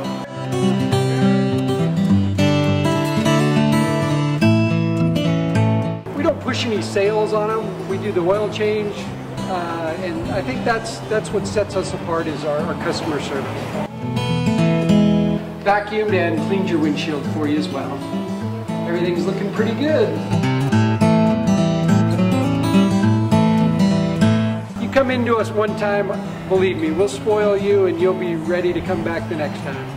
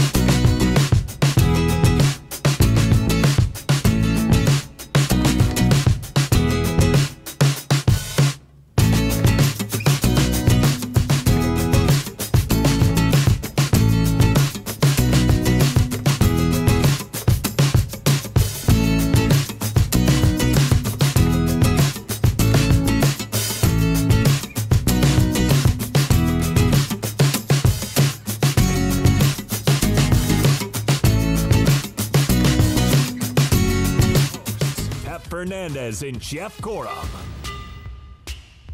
Welcome back to the Inland Sports Show on Fox Sports IE, 1350 AM. Big show. A lot going on here in the Inland Empire and beyond. Lots of national headlines as well. But locally, the CIF state playoffs tipping off tonight. We got a bunch of teams back in action. CIF champions, CIF runners-up, semifinalists. They're all back. Riverside Poly taking on La Jolla Country Day in Division 2. Also in Division 2, we've got Cajon and Valencia. That game's going down tonight. Jeff and I are going to have the call on IEMG TV. And it's they got to win a couple games. It's down the road, but there's a potential for Riverside Poly and Cajon to meet in the playoffs. Let's go right now to the Spoiled Quick Quality Oil Change Celebrity Hotline. And it should be our dear friend. Is this Yancy Dodson? Yes, it is. Yes! Yancy Dodson, always making time coach for of the us. Riverside Poly Hoity-Toity Bears. Hey! Hoity-toity. Jeff said he grew up on the other side of the tracks at Ram High. Yeah, I grew up right next to him. Who says hoity-toity? Well, Coach, you got a big one tonight against La Jolla Country Day as you guys open the state playoffs. As a head coach, what do you do to tell these guys to put that CIF Southern Section Championship game behind you and reset and refocus, regroup now to make a state run? You know, it's no different than, any other game that we've played throughout the course of the year in terms of our own preparation. We've had to prove ourselves resilient after big wins, and we've had to prove ourselves resilient after tough losses. And this happens to be one of those times where we're going to have to, recreate what it is that we did coming off a tough loss and try and put it together, for tonight. We played La Jolla Country Day earlier on in the season down at the Under Armour Holiday Classic, and we beat them in double overtime. Ooh. And it was a very tough game. We had to play extremely well. And, we're going to be shorthanded tonight. Trent Thornton fractured his ankle on our first basket of the game on Saturday. No. He kind of tweaked it. And we thought it was just twisted. And he go see the trainer. Hey, we're good to go. And he got back out there. And then, had to limit him in terms of minutes and, obviously his effectiveness. And on Sunday morning, he sent me a picture, and it had blown up to like the size of a softball. He got x-rays on it in the morning, and the radiologist said, I think we saw something in it. And so he has an appointment tomorrow at 6:30, but he's been on crutches the last couple of days, and he's out. So it's next man up, and here we go against a very tough, La Jolla Country Day team who was an open team in the San Diego section. Man, that's a good team. I didn't know you guys saw them early in the season. We played them. Yeah, totally. That's crazy. Yeah. As a head coach, because you're far smarter than Jeff and I know for sure, Jeff. I know that for sure. Yes. But as a head coach, when you go to these tournaments, do you happen to look? I mean, do you know where these teams might be? Like, hey, La Jolla Country Day, they might be in the same division as us for state. I better really take a close eye on these guys when we play them in tournament play. Or is it just like, wow, I can't believe we saw them? Or do you really do your homework before the season even begins? There's no way to anticipate that you would possibly see somebody, on March 7th when you're playing them on, December 28th. They're in a completely different section. And even when, playoff draws come out, we're in Southern Section Division 2A, and they were an open division team, not even knowing that they were going to drop down to Division 2, for their state, for state tournament play. So, you have no idea. You can't foresee that far in advance. But, here we are, and, having had, us, both of our teams having had prior knowledge, of each other, having played each other, and we at least have that video, to look at. But, there have been a number of games since, obviously between, when we played them December 27th or 8th, whenever it was, and playing tonight. So, I'm sure we both did our due diligence in trying to get as much video as we can to see if there were, any new players or new plays. And, here we go. We got to try to get it done, and, we're on home court, and hopefully we can get some home cooking one more time. Well, Yance, I know it was a tough loss for you guys the other day, but I will say this, Pep and I were talking. Pep's friend from up in the Santa Barbara area? Who? I should share that story. Yeah, right? I want to say this, and Pep will get to it. Is that somebody gave you guys, your team, the greatest compliment I think I've heard anybody give a team, especially in a situation where you guys lost. I'll let Pep share that with you. Hey, Coach, has a guy named Mike Clan reached out to you yet? You know, I received an email from him. I'm not sure when he sent it, but I got it on Monday morning. And he was just saying some of the most, gracious things to me about, apparently how I handled the post-conference or the post-game press conference. And he was just very complimentary of me and, our program. And, yeah, that was really cool. Do you have some kind of connection to him or something? Yeah, so that's my boy. So Mike Clan is the main sports anchor for the ABC affiliate up there in the Santa Barbara area. And we team up on a lot of things, and we trade video back and forth. And he hit me up late on Saturday night, and he said, hey, what do you know about Coach Yancy Dodson? I was like, dude, he's one of the best guys ever. And he's like, and he said, this is what he said. He's like, I have never seen a more gracious and respectable coach in all his high school, because he covers a lot of high school basketball too. Yeah. And all the high school games that he has seen, he's never seen a more gracious coach. And he said he was so moved by you that he was going to reach out to you because he was just blown away. He said that's how high school coaches should handle not only when you're winning, that's the easy part, but more so in defeat. You know what I mean? Because in defeat, that's when the character comes out. Totally. Oh, wow, that's incredibly high praise. I didn't even know there was a connection between, the two of you. Like I said, I received the email, and, he said, some very, nice things along the lines of what it is that you're talking about. And I thanked him. I thought it was pretty cool that not only did he think that in his mind, but he took the time to, compose an email and actually send it. So, my reply to him was something along the lines that, the class act that he, was the phrase that he used for, me and my program. And it was obviously, I said it was reciprocated in the fact that not only was he thinking what it is that he was thinking, but took the time to send me, the email. And that was pretty cool. Yeah, it's a difficult spot, after the game and with the tough emotional loss and, trying to keep it together, both, for myself and for the players who are experiencing that same, emotional letdown and yet, yeah, trying to be a role model to, to my players and in terms of they're gonna read what it is I'm going to say later on. And, it's what I felt at the time. San Marcos was a great team and they played a great game and they're deserving of everything that they're getting and that they got.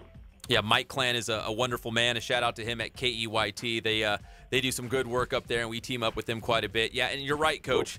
It's one thing to think, hey, that Jeff Gorham, he's a great coach. What a good guy. It's another thing to actually sit down, and I know it doesn't sound like a big deal, but to actually send out an email and say something like that when you wouldn't routinely do that. So, Coach, kudos to you, Coach Dodson, because, again, winning's the easy part.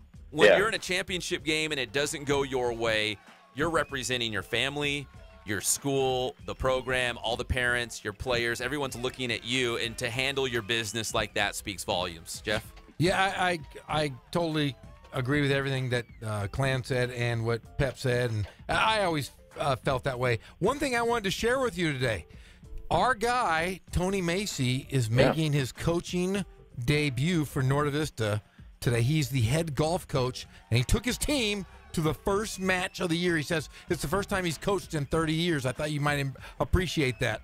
Yeah, I knew that. I saw that he was doing that. And actually, Lisa Macy, who's the Riverside Unified School District transition coordinator, was in my classroom for a couple of days, a couple of weeks ago, and she told me that very thing, that, hey, he's back coaching. And I go, really? Where's he coaching basketball? Oh, he's not. He's coaching golf in Norte Vista. Yeah, it sounds about right. Yeah, in fact, I saw him getting on the bus, and I was laughing. He had 6 guys on a giant bus, and he's like, "Hey, you guys are taking a bus to a golf match?" He's like, "Yep."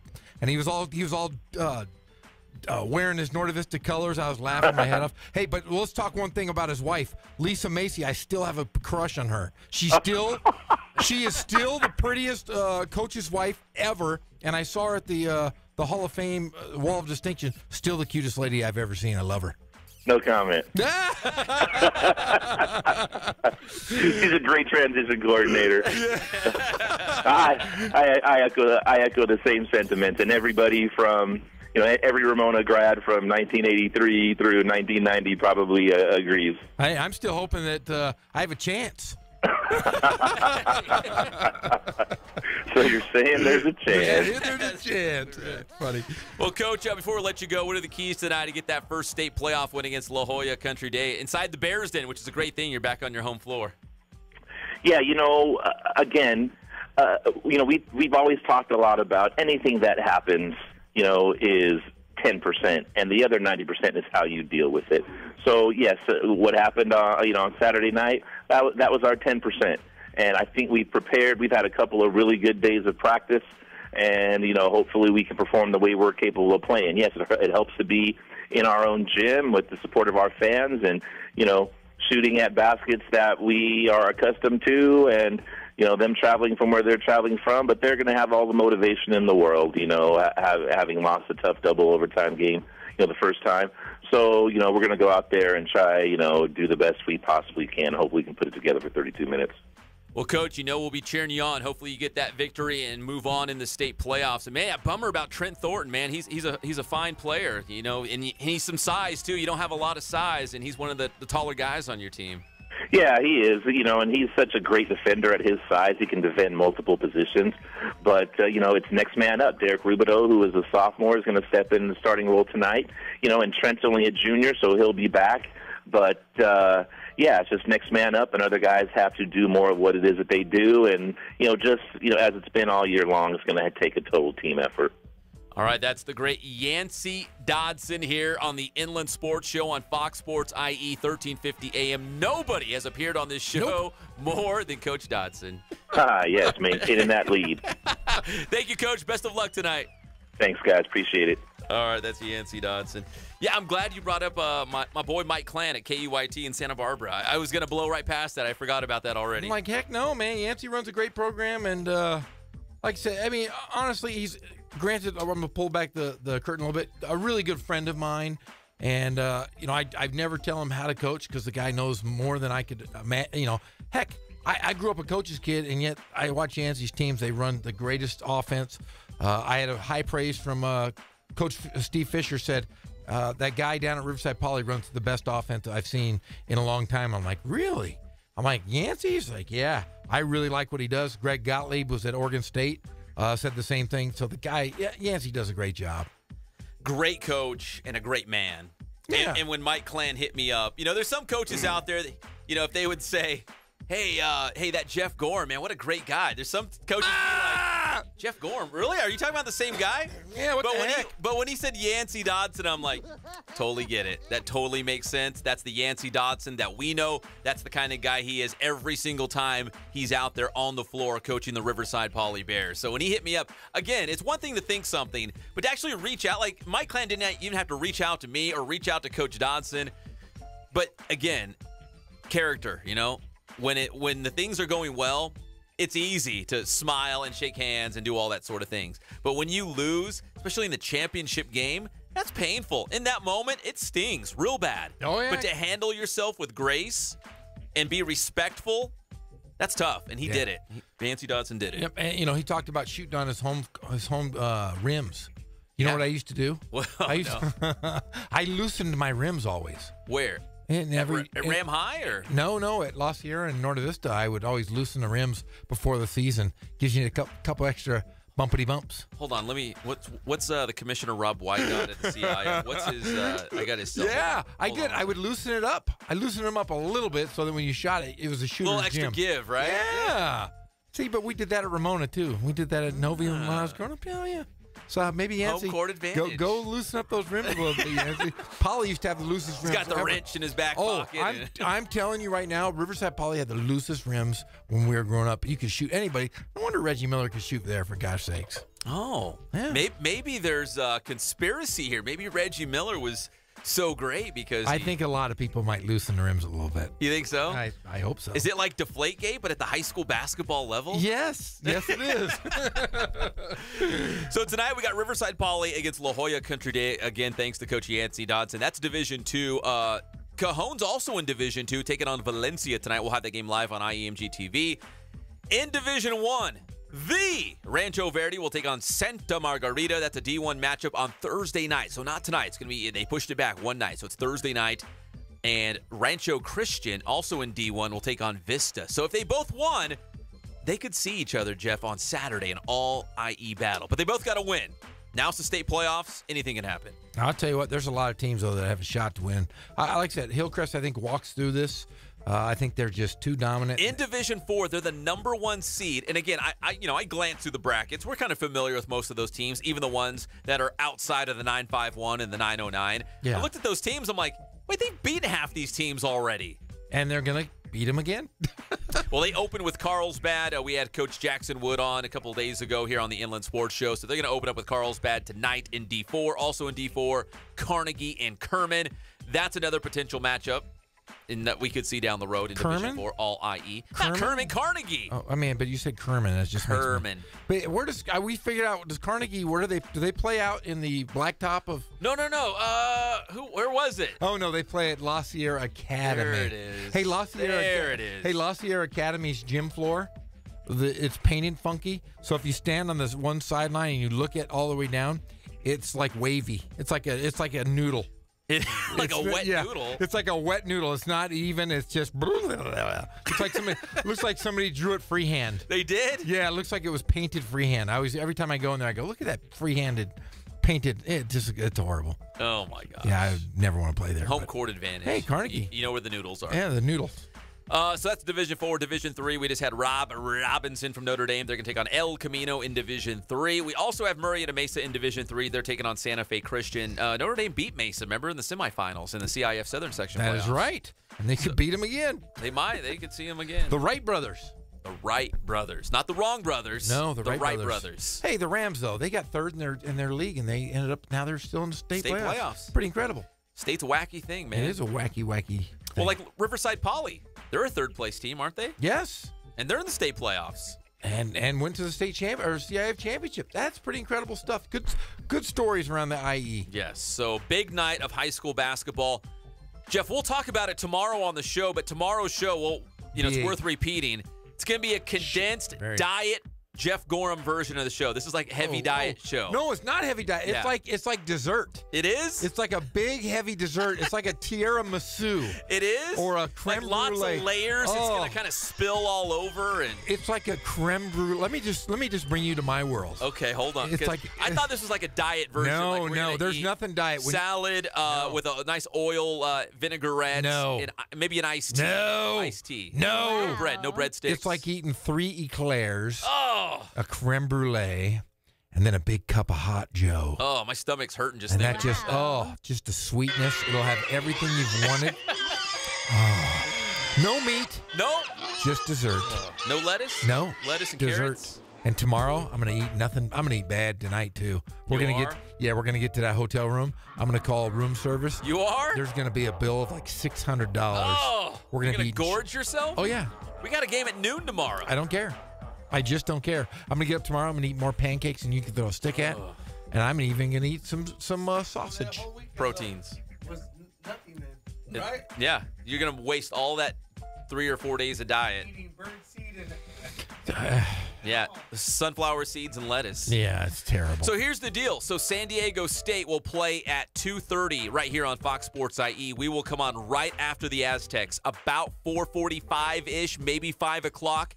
Tomorrow, we're going to have Jamaal Williams, Green Bay Packers running back. He's at practice right now. He's practicing. Practicing for practice. what? He's got practice. So we're going to have him tomorrow. Green Bay still practicing? No, on his own, man. He's a pro. So we're going to have Jamaal Williams tomorrow. We'll talk about all these high school games that we just mentioned, and, of course, UCR, what they're going to do tomorrow against UC Davis. When we come back here on the Inland Sports Show, Kylie Fitts out of Redlands, East Valley, and the University of Utah, just back from the NFL Combine. Is he calling because it's getting close to St. Patty's Day? Why? Because does he sound like he's like a leprechaun? Kylie Fitts? Yeah, doesn't he sound like he's huge? You can ask him that. He's a big man. I'm going to ask him all kinds of stuff. Oh, boy. He's next. All right. It's the one and only Inland Sports Show on Fox Sports IE, 1350 AM. I'd say more like 1 out of a million. So how you guys doing? My name is Coach Ray Bass. We're here at the Boost Performance Center today, and here with the one and only Pep Fernandez, and we're going to go over a real basic vertical jump, all right? We're going to teach you guys the technique and its progression. This is a great drill for really any sports, really emphasizes pure power production through the hips, and power is really important for basically any type of athlete. football player, track, soccer, basketball, we all want to be powerful, strong athletes. So we're going to go over that today.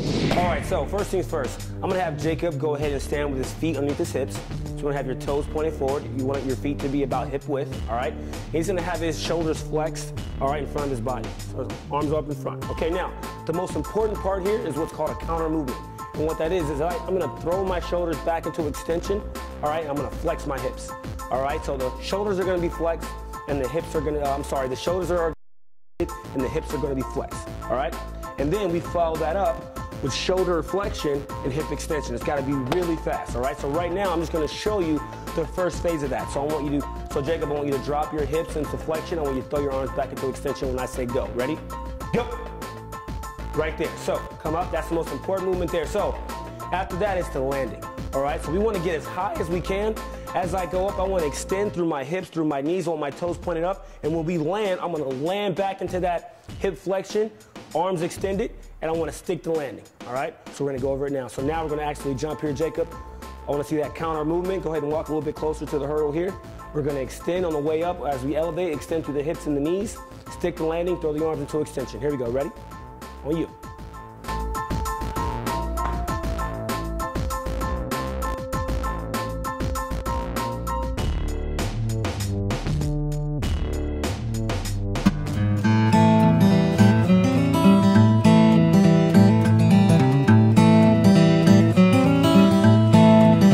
Focus on the customer here.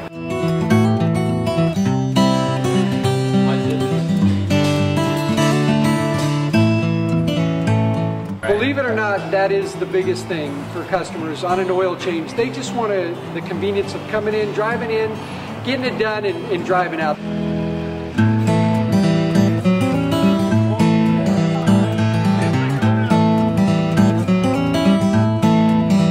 Just greet them, get them going, and they're done in about 10 minutes or so.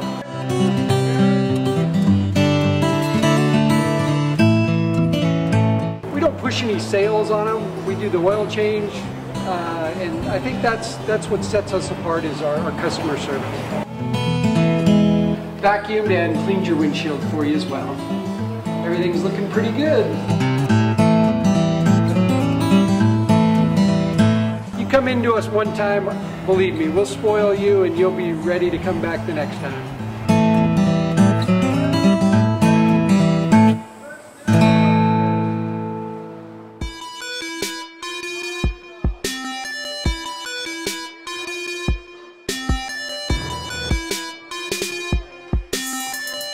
I played once upon a time at Centennial High School. I was actually on the first ever CIF championship team back in 2000, and then my senior year we won it again.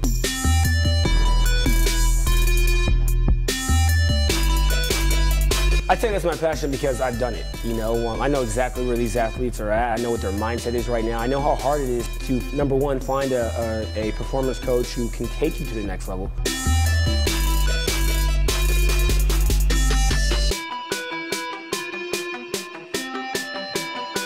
What sets us apart has to be, how we work with our athletes and what we know.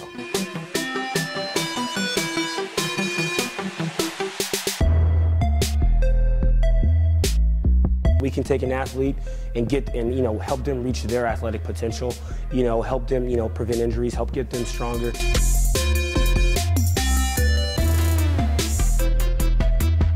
I know every single athlete who steps into this gym. I know exactly where they're at, and I'm going to progress them every week. If you're not getting results, then, really what's it about? We're going to deliver something that's measurable, in terms of speed, power, strength, agility.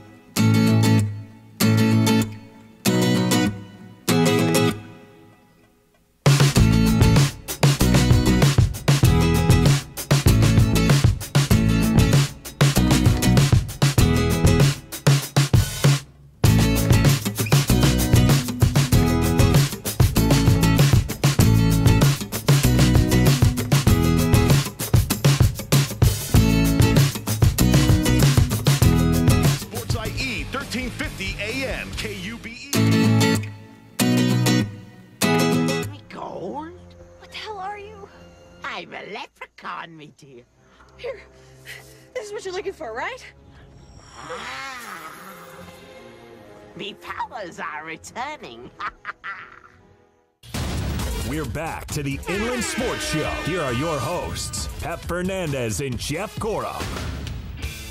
Welcome back to the one and only Inland Sports Show on Fox Sports IE, 1350 AM. We're brought to you by Spoiled Quick Quality Oil Change, Ken Sporting Goods, Boost Performance Training, and Catalano Motors in Corona off of Temescal Canyon Road. Now join us here on the show on the Spoiled Quick Quality Oil Change Celebrity Hotline. He's a dear friend of the show. We love this guy, and he's fresh off the NFL Combine. Kylie Fitts! Kylie, how are you, brother? I'm doing good. Thanks for having me. Hey, man, we're fired up to have you. How was the NFL Combine? How do you feel coming out of it? Do you feel like you put your best foot forward? Oh, yeah, I felt really good. It was a great experience. Great for me to go out there and showcase my abilities. I felt like I put up some pretty good numbers, and I think it definitely helped me raise my draft stock, and overall just very, very beneficial. So how do you get ready for the NFL Combine? Do you work on your 40? Do you work on, your vertical jump? Like, what are some of the things that you do to kind of just get ready for the Combine?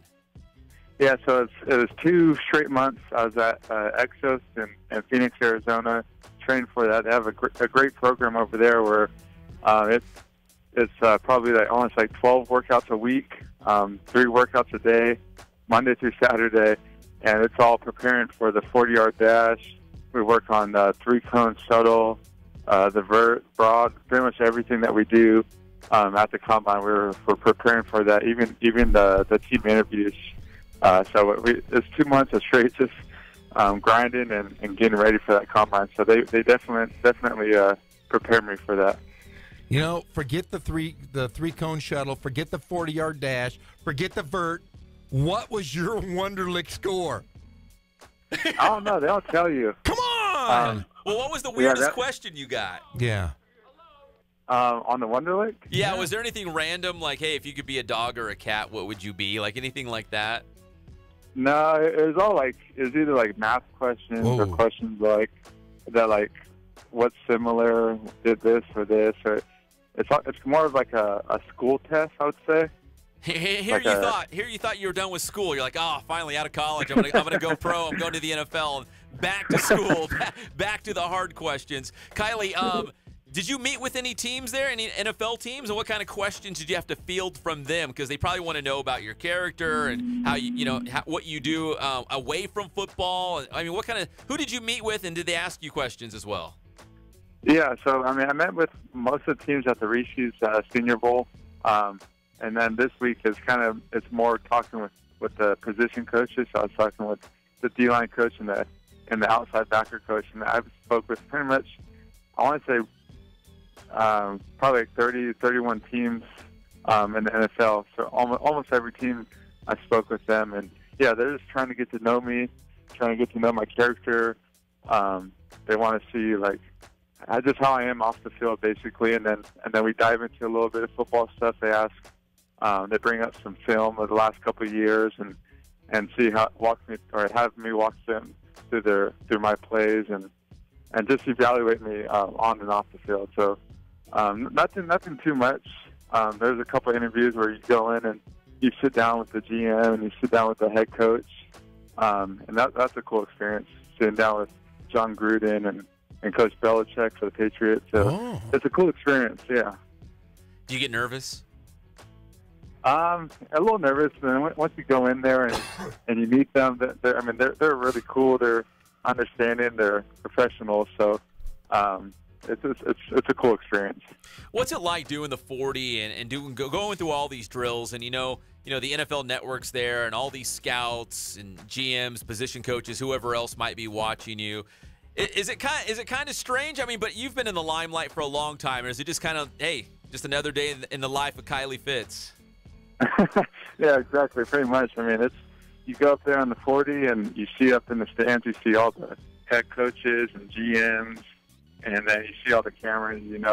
Millions of people are watching you. But yeah, once I get down in my stance, I kind of tone it all out and kind of just pray a little bit, say my quick little prayer, and trust God, and then I take off, and the rest is history. We're talking with Kylie Fitts out of Redlands, East Valley, and the University of Utah here on the Inland Sports Show on Fox Sports IE 1350 AM. Kylie, do you have your pro day with the Utah Utes coming up still? Yeah. So that's March 29th. So I have a few weeks to train for that. So your pro day and the NFL Combine, how are they different? I'm not going to, because usually at the pro day, it's pretty much the same thing. You can still test and all the 40 and all that, and then you do all the position drills. So it's pretty much the same thing. But for me, since I tested really well and everything, I'm just going to do position drills. So I'm just going to do like linebacker drills and D-line drills, and pretty much all the coaches, NFL coaches, come out to that, and they want to work you out, and they want to see your abilities.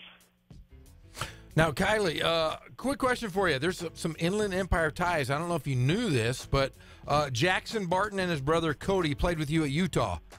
Yeah. He knows that. Come on, Jeff. Well, here's the deal. He knows that. What kind of guy? First of all, are they pretty good players? That's the first question. And second, did you know their father was the starting quarterback and starting pitcher for the Utes back in the day, but he's a Riverside Poly and Ramona guy. So I don't know if you knew that. There's a lot of Riverside ties to Utah. Yeah, I know. I didn't know that until this last year. I was talking to them. They said, yeah, my dad went to Riverside, and then I found out me and his dad went to the same middle school. We went to Gage Middle School out in Riverside, and so it was cool to know we went to the same school. And small world, definitely, that it's all everyone's close related and everyone knows each other. So it's cool knowing that they're from Riverside. Do either of them have a shot at playing beyond college? Say that again? Do any of those, do either brother have a chance to play outside of Utah? Oh, yeah, absolutely. The Cody Barton, he's a linebacker, and he just got named captain today of the team, and so he'll get a good shot at the NFL after he's done. And then Jackson, he's a left tackle. He's probably 6'8", 6'9", 320 pounds, so he'll definitely get a shot at the NFL next year. We're talking with Kylie Fitts on the Inland Sports Show on Fox Sports IE 1350 AM. Kylie, before we let you go, so what was your favorite NFL team growing up? And obviously, whoever drafts you, that'll be your new favorite team and your family's new favorite team. But who was your team growing up? Did you have a favorite NFL squad? Yeah. Growing up in Southern California, I was a big Chargers fan back in the day when they had LT and Sean Merriman and all those guys. I was a big Chargers fan. So do you try to read into who might draft you, or do you say, you know what, not even going to worry about it?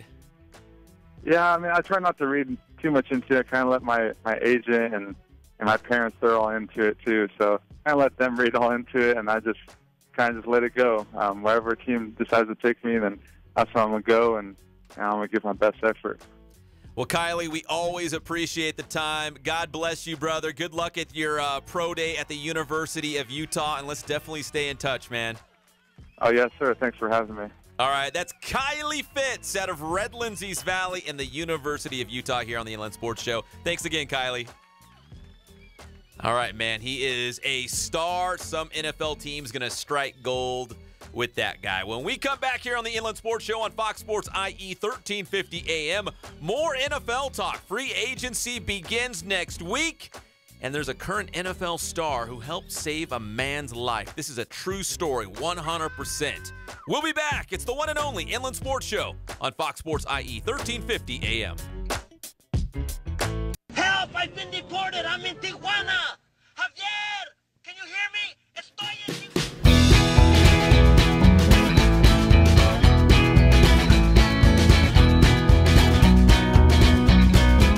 Thank God, first of all. I thank the great people that I've got around me that help support me, the people that work for me. As I started, if it wasn't for the people around me, we probably wouldn't be here right now, but I've got a great staff. I've got great people that do stuff for us outside the store, and we've been very, very fortunate.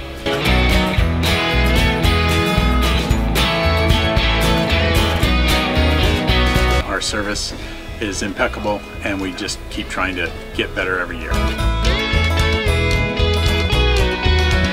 We can do online stuff for your teams, as well as, like I said, the screen printing, the embroidery. We also have 3 women that do extra sewing for us, like tackle tool on uniforms, or the bling or rhinestones for different shirts for the ladies. That's why we have certain racks just for certain schools, and the fun about that is that it turns into other schools that may come in here that aren't as close, that we can do stuff for them as well. We've had very, very good customers throughout the years, and it's just been a blast.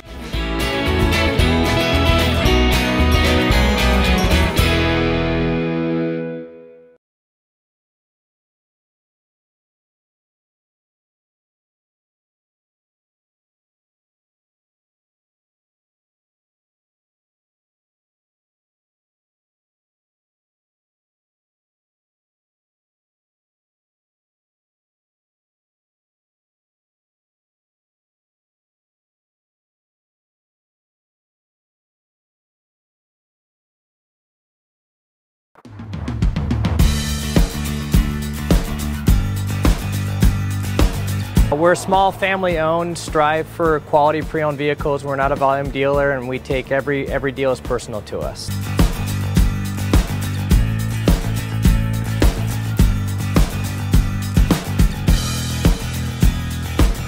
We're a low-stress environment. We're not a pressure sales house. If you want to shop us, you're more than welcome to shop us. We have, like I said, great rates, competitive financing, a lot of one-owner, clean Carfax, clean title vehicles. As you see, we have Carfax everywhere. That's most important to us, to educate our customers before they make a purchase.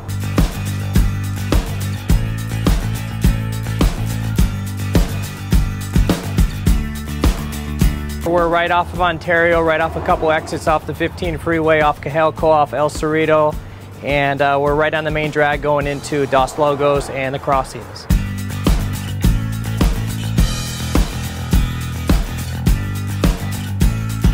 We have great financing, we have great lenders that we're using. We do buy, sell, trade, cash for your car. Whatever we need to do to help accommodate the customer, that's what we're here for.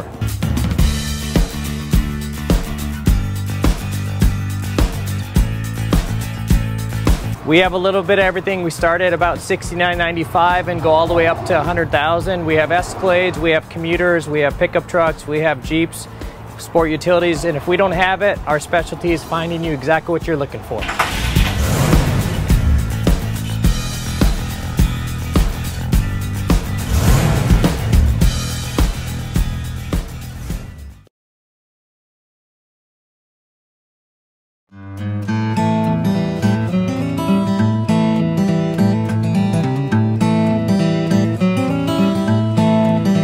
Focus on the customer here.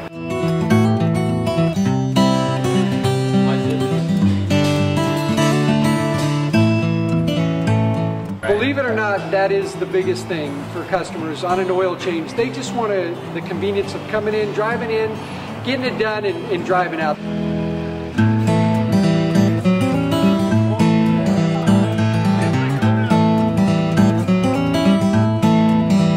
Just greet them, get them going, and they're done in about 10 minutes or so.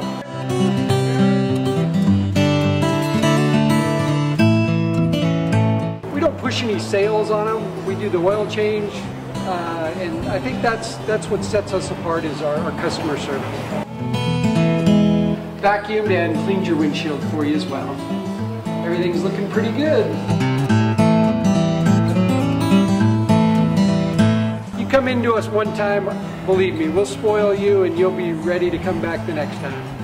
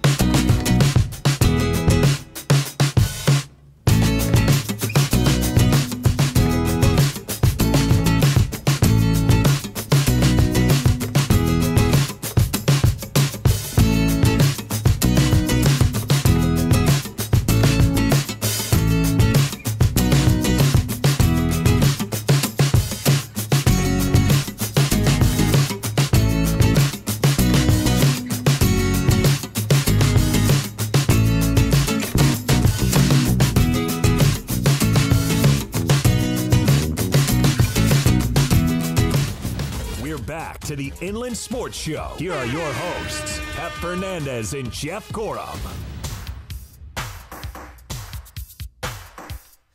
Man, I love Kylie Fitts more and more. Every time we talk to him, love him a little bit more. I just wanted to know his Wonderlic test results. Yeah, he didn't get anything crazy, like no crazy questions. No. But did you hear him name dropping? He was meeting with John Gruden of the Raiders, Bill Belichick of the Patriots. I mean, holy smokes. Now, do you get nervous around people? Only one person in my life. Oh, yeah, I know who it is. Who's the one person I got nervous around? Steve Fisher. Steve Fisher, the longtime San Diego State and Michigan basketball coach. That's crazy. When you lined up that interview, I was thinking to myself, in fact, I wrote out the questions. I never write out questions. I'm like you. I just pull it out and just go for it, right? But Steve Fisher, I actually wrote out questions because I was nervous. I'm like, I cannot screw this up. Tell people where you did the interview. Didn't you do it in a closet? I did, yeah. You didn't want anybody to wait or bother you. Don't you bother me! Steve Fisher! Back up! Turn down the My Little Ponies! Brody, you're a brony. I'm not. We're gonna look up Brony tonight when we're we're cuddling in our hotel room. My life partner, Pep Fernandez. How can I interview Steve Fisher with My Little Ponies playing in the background? You can't do it. So that's really the most nervous you've been interviewing somebody, really, because you're a big Michigan basketball fanatic. I like the Wolverines, the whole Fab Five thing. I was really into it, and Steve Fisher, and he's a legend. So so when you lined that up, I was like, oh man, I better not screw this up. I'm trying to think of the most nervous I've ever been. I met Michael Jackson. I was nervous about that. When did you meet Michael Jackson? I met him at Disneyland. I've never told you this story. You've wanted to know this. Greg, I know, has wanted this. You've wanted to know this for really bad. Here we go. I know. Can I say it real quick? Okay, we are at. It was New Year's Eve. It was 20 plus years ago, and we're walking around. I was with a date, girl that I was, liked a lot, and we're walking down Main Street, and it's like 11:45 at night. Late. And you know where the magic shop is? Churros are all put away. It's late. Yeah.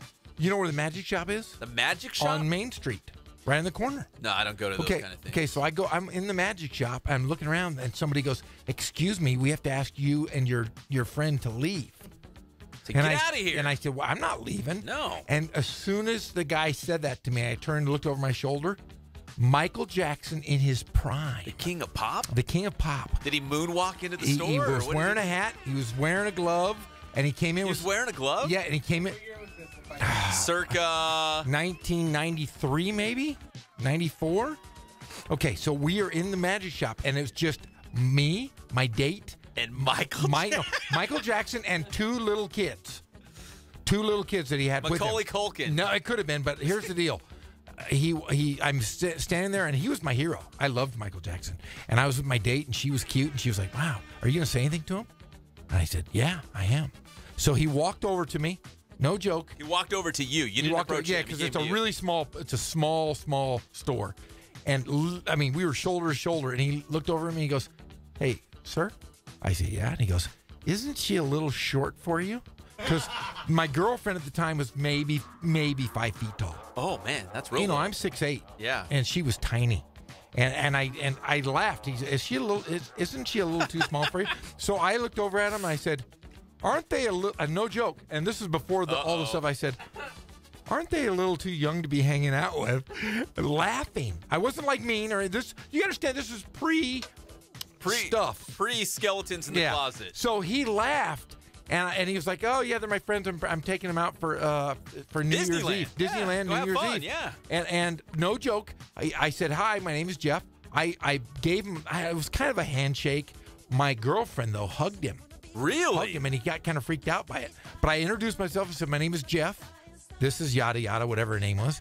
And then, no joke. So about a half hour later, we're leaving the park. And there was a lot of people. I mean, there was people in the window. They were like flashing cameras, trying to get a picture, right? But we were in there with them. It was no one else. How did you get to stay in there? We were leaving. It was a kind of a transition period. Oh, okay. But he let us stay. He talked to us, and so he asked me my name. So then we were walking outside the park. A half hour later, he sees me, and he says, "Hey, have a good year, Jeff." Oh! He remembered my name. How cool is that? That's I always crazy. thought that was cool because he didn't have to remember my name. No, you're just some random guy. He meets people all the time. And we were walking out the gates, and he literally said, hey, have a good year, Jeff. I'm like, wow. And he said, Did you have a good year? I had a great year. It was awesome. Did your girlfriend think you were the man? Oh, yeah, she thought it was the greatest thing in the world because he didn't say her name. He said, what's up, Jeff? He said, Jeff, have a good year. And I was like, oh, thanks. Not a good day. No, a good year. Because it was New Year's Eve, and I met Michael Jackson. Yeah, so it was really, really cool. It was that was the only time I was nervous. I met Johnny Carson once. Anyone we've interviewed on this show? Like, you're like, oh, man. No, I don't.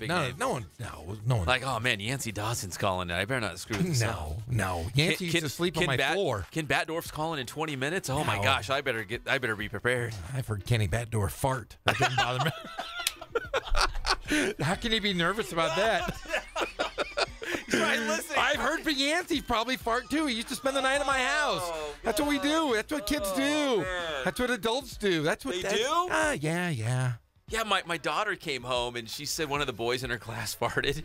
Yeah? And I was like, oh, my gosh, that's so embarrassing. Like, I can't believe that happened. She's like, oh, it happens a lot. I was like, what do you mean it happens a lot? Yes, it happens a lot. When I was in school, that was like horrific. That's the worst Taboo? thing that could happen. Yeah. No way. Own it. Apparently, the little boys in her class, they have no problem just letting loose. No, own it. Like, what's wrong with those little boys? No, they're boys. They're stinky. Oh, remember, they're I have 3 of them. All they do is fart in my house. You walk in my house, and you're going to hear a fart every 5 minutes. It's just the way it is, man. I got an 11-year-old, a 5-year-old, and a baby. But anytime the baby moves, you hear it go. Even Luke? Luke, yeah, he definitely. He's the worst, isn't he? If he falls down, all of a sudden he'll fall, and you'll hear him thump, and all of a sudden you hear.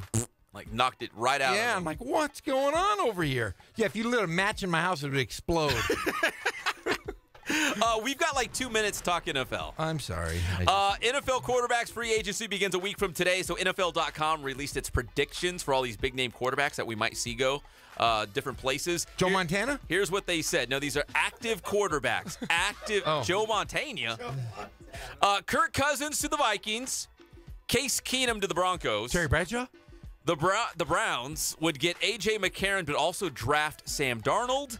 And the Jets would sign Teddy Bridgewater, but also they would sign Teddy Bridgewater, but draft Josh Rosen. That's what they are predicting on NFL.com. Hey, that's a pretty big shakeup. Yeah. McCarron, he's made himself a nice little backup role for a long time. For really not doing anything, he has. Have you seen his wife?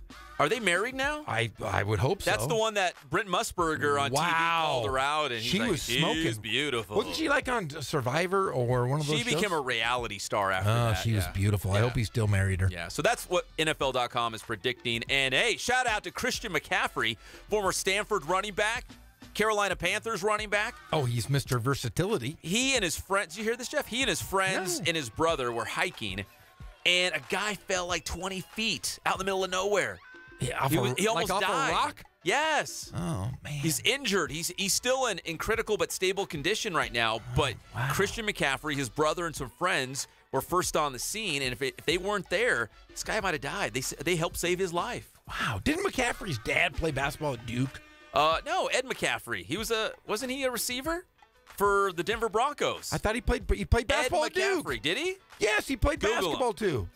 We got one of our producers in the house. Yes, McCaffrey Ed played. McCaffrey. One of those McCaffreys, somebody in his family was a Duke guy. Was he played for Duke? Ha! Wait, no, it was Ed McCaffrey. But there's a whole bunch of McCaffreys. I'm telling you, it's his brother or his dad. Of was it his dad or his brother? Oh, I can look it up. I think it's Ed McCaffrey. But the guy who fell was 72. He broke his femur, pelvis, neck, ribs, and bleeding on the brain. Why didn't McCaffrey just kill him right there? It would put him out of his misery. He saved his life. Oh, you break your femur, I'd rather die.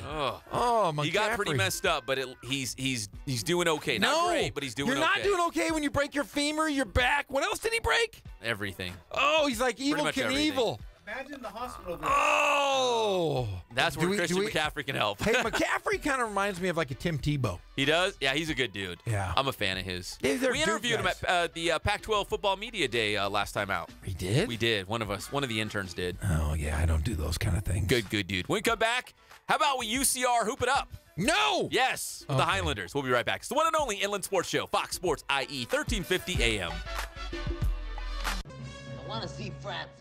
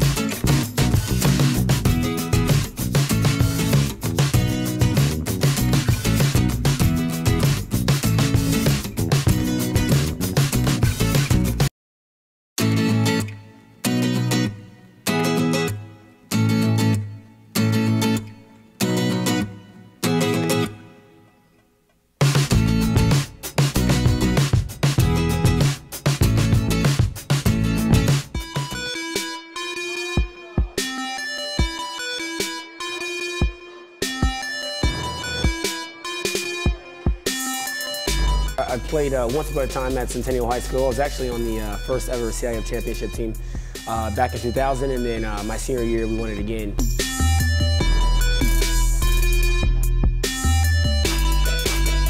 I think that's my passion because I've done it. You know, I know exactly where these athletes are at. I know what their mindset is right now. I know how hard it is to, number one, find a performance coach who can take you to the next level.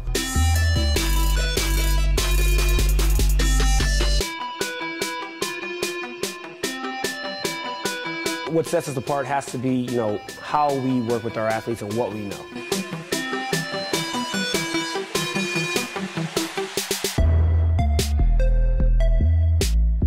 We can take an athlete and you know, help them reach their athletic potential, you know, help them, you know, prevent injuries, help get them stronger.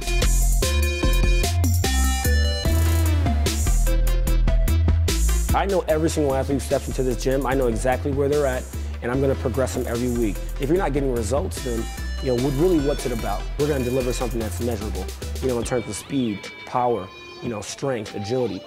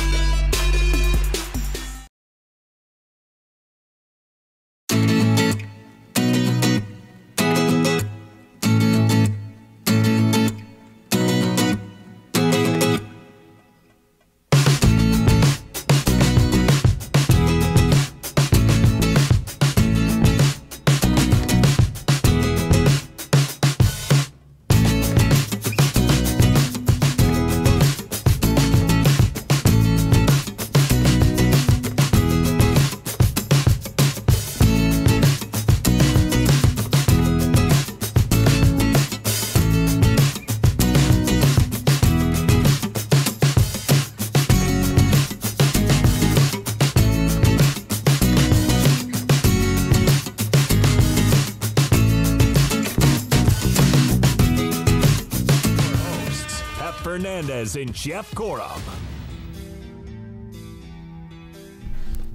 We're back on the Inland Sports Show, Fox Sports, IE, 1350 AM.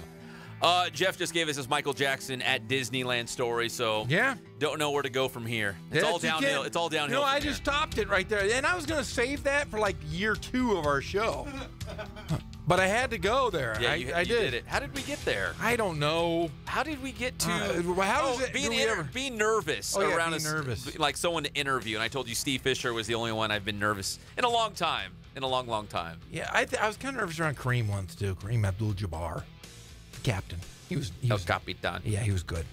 So UC Riverside will be taking on UC Davis in the opening round of the Big West Conference Tournament tomorrow at noon at the Honda Center, a.k.a. The Pond in Anaheim. Jeff will be there. I'll be there. We'll have the call live at GoHighlanders.com.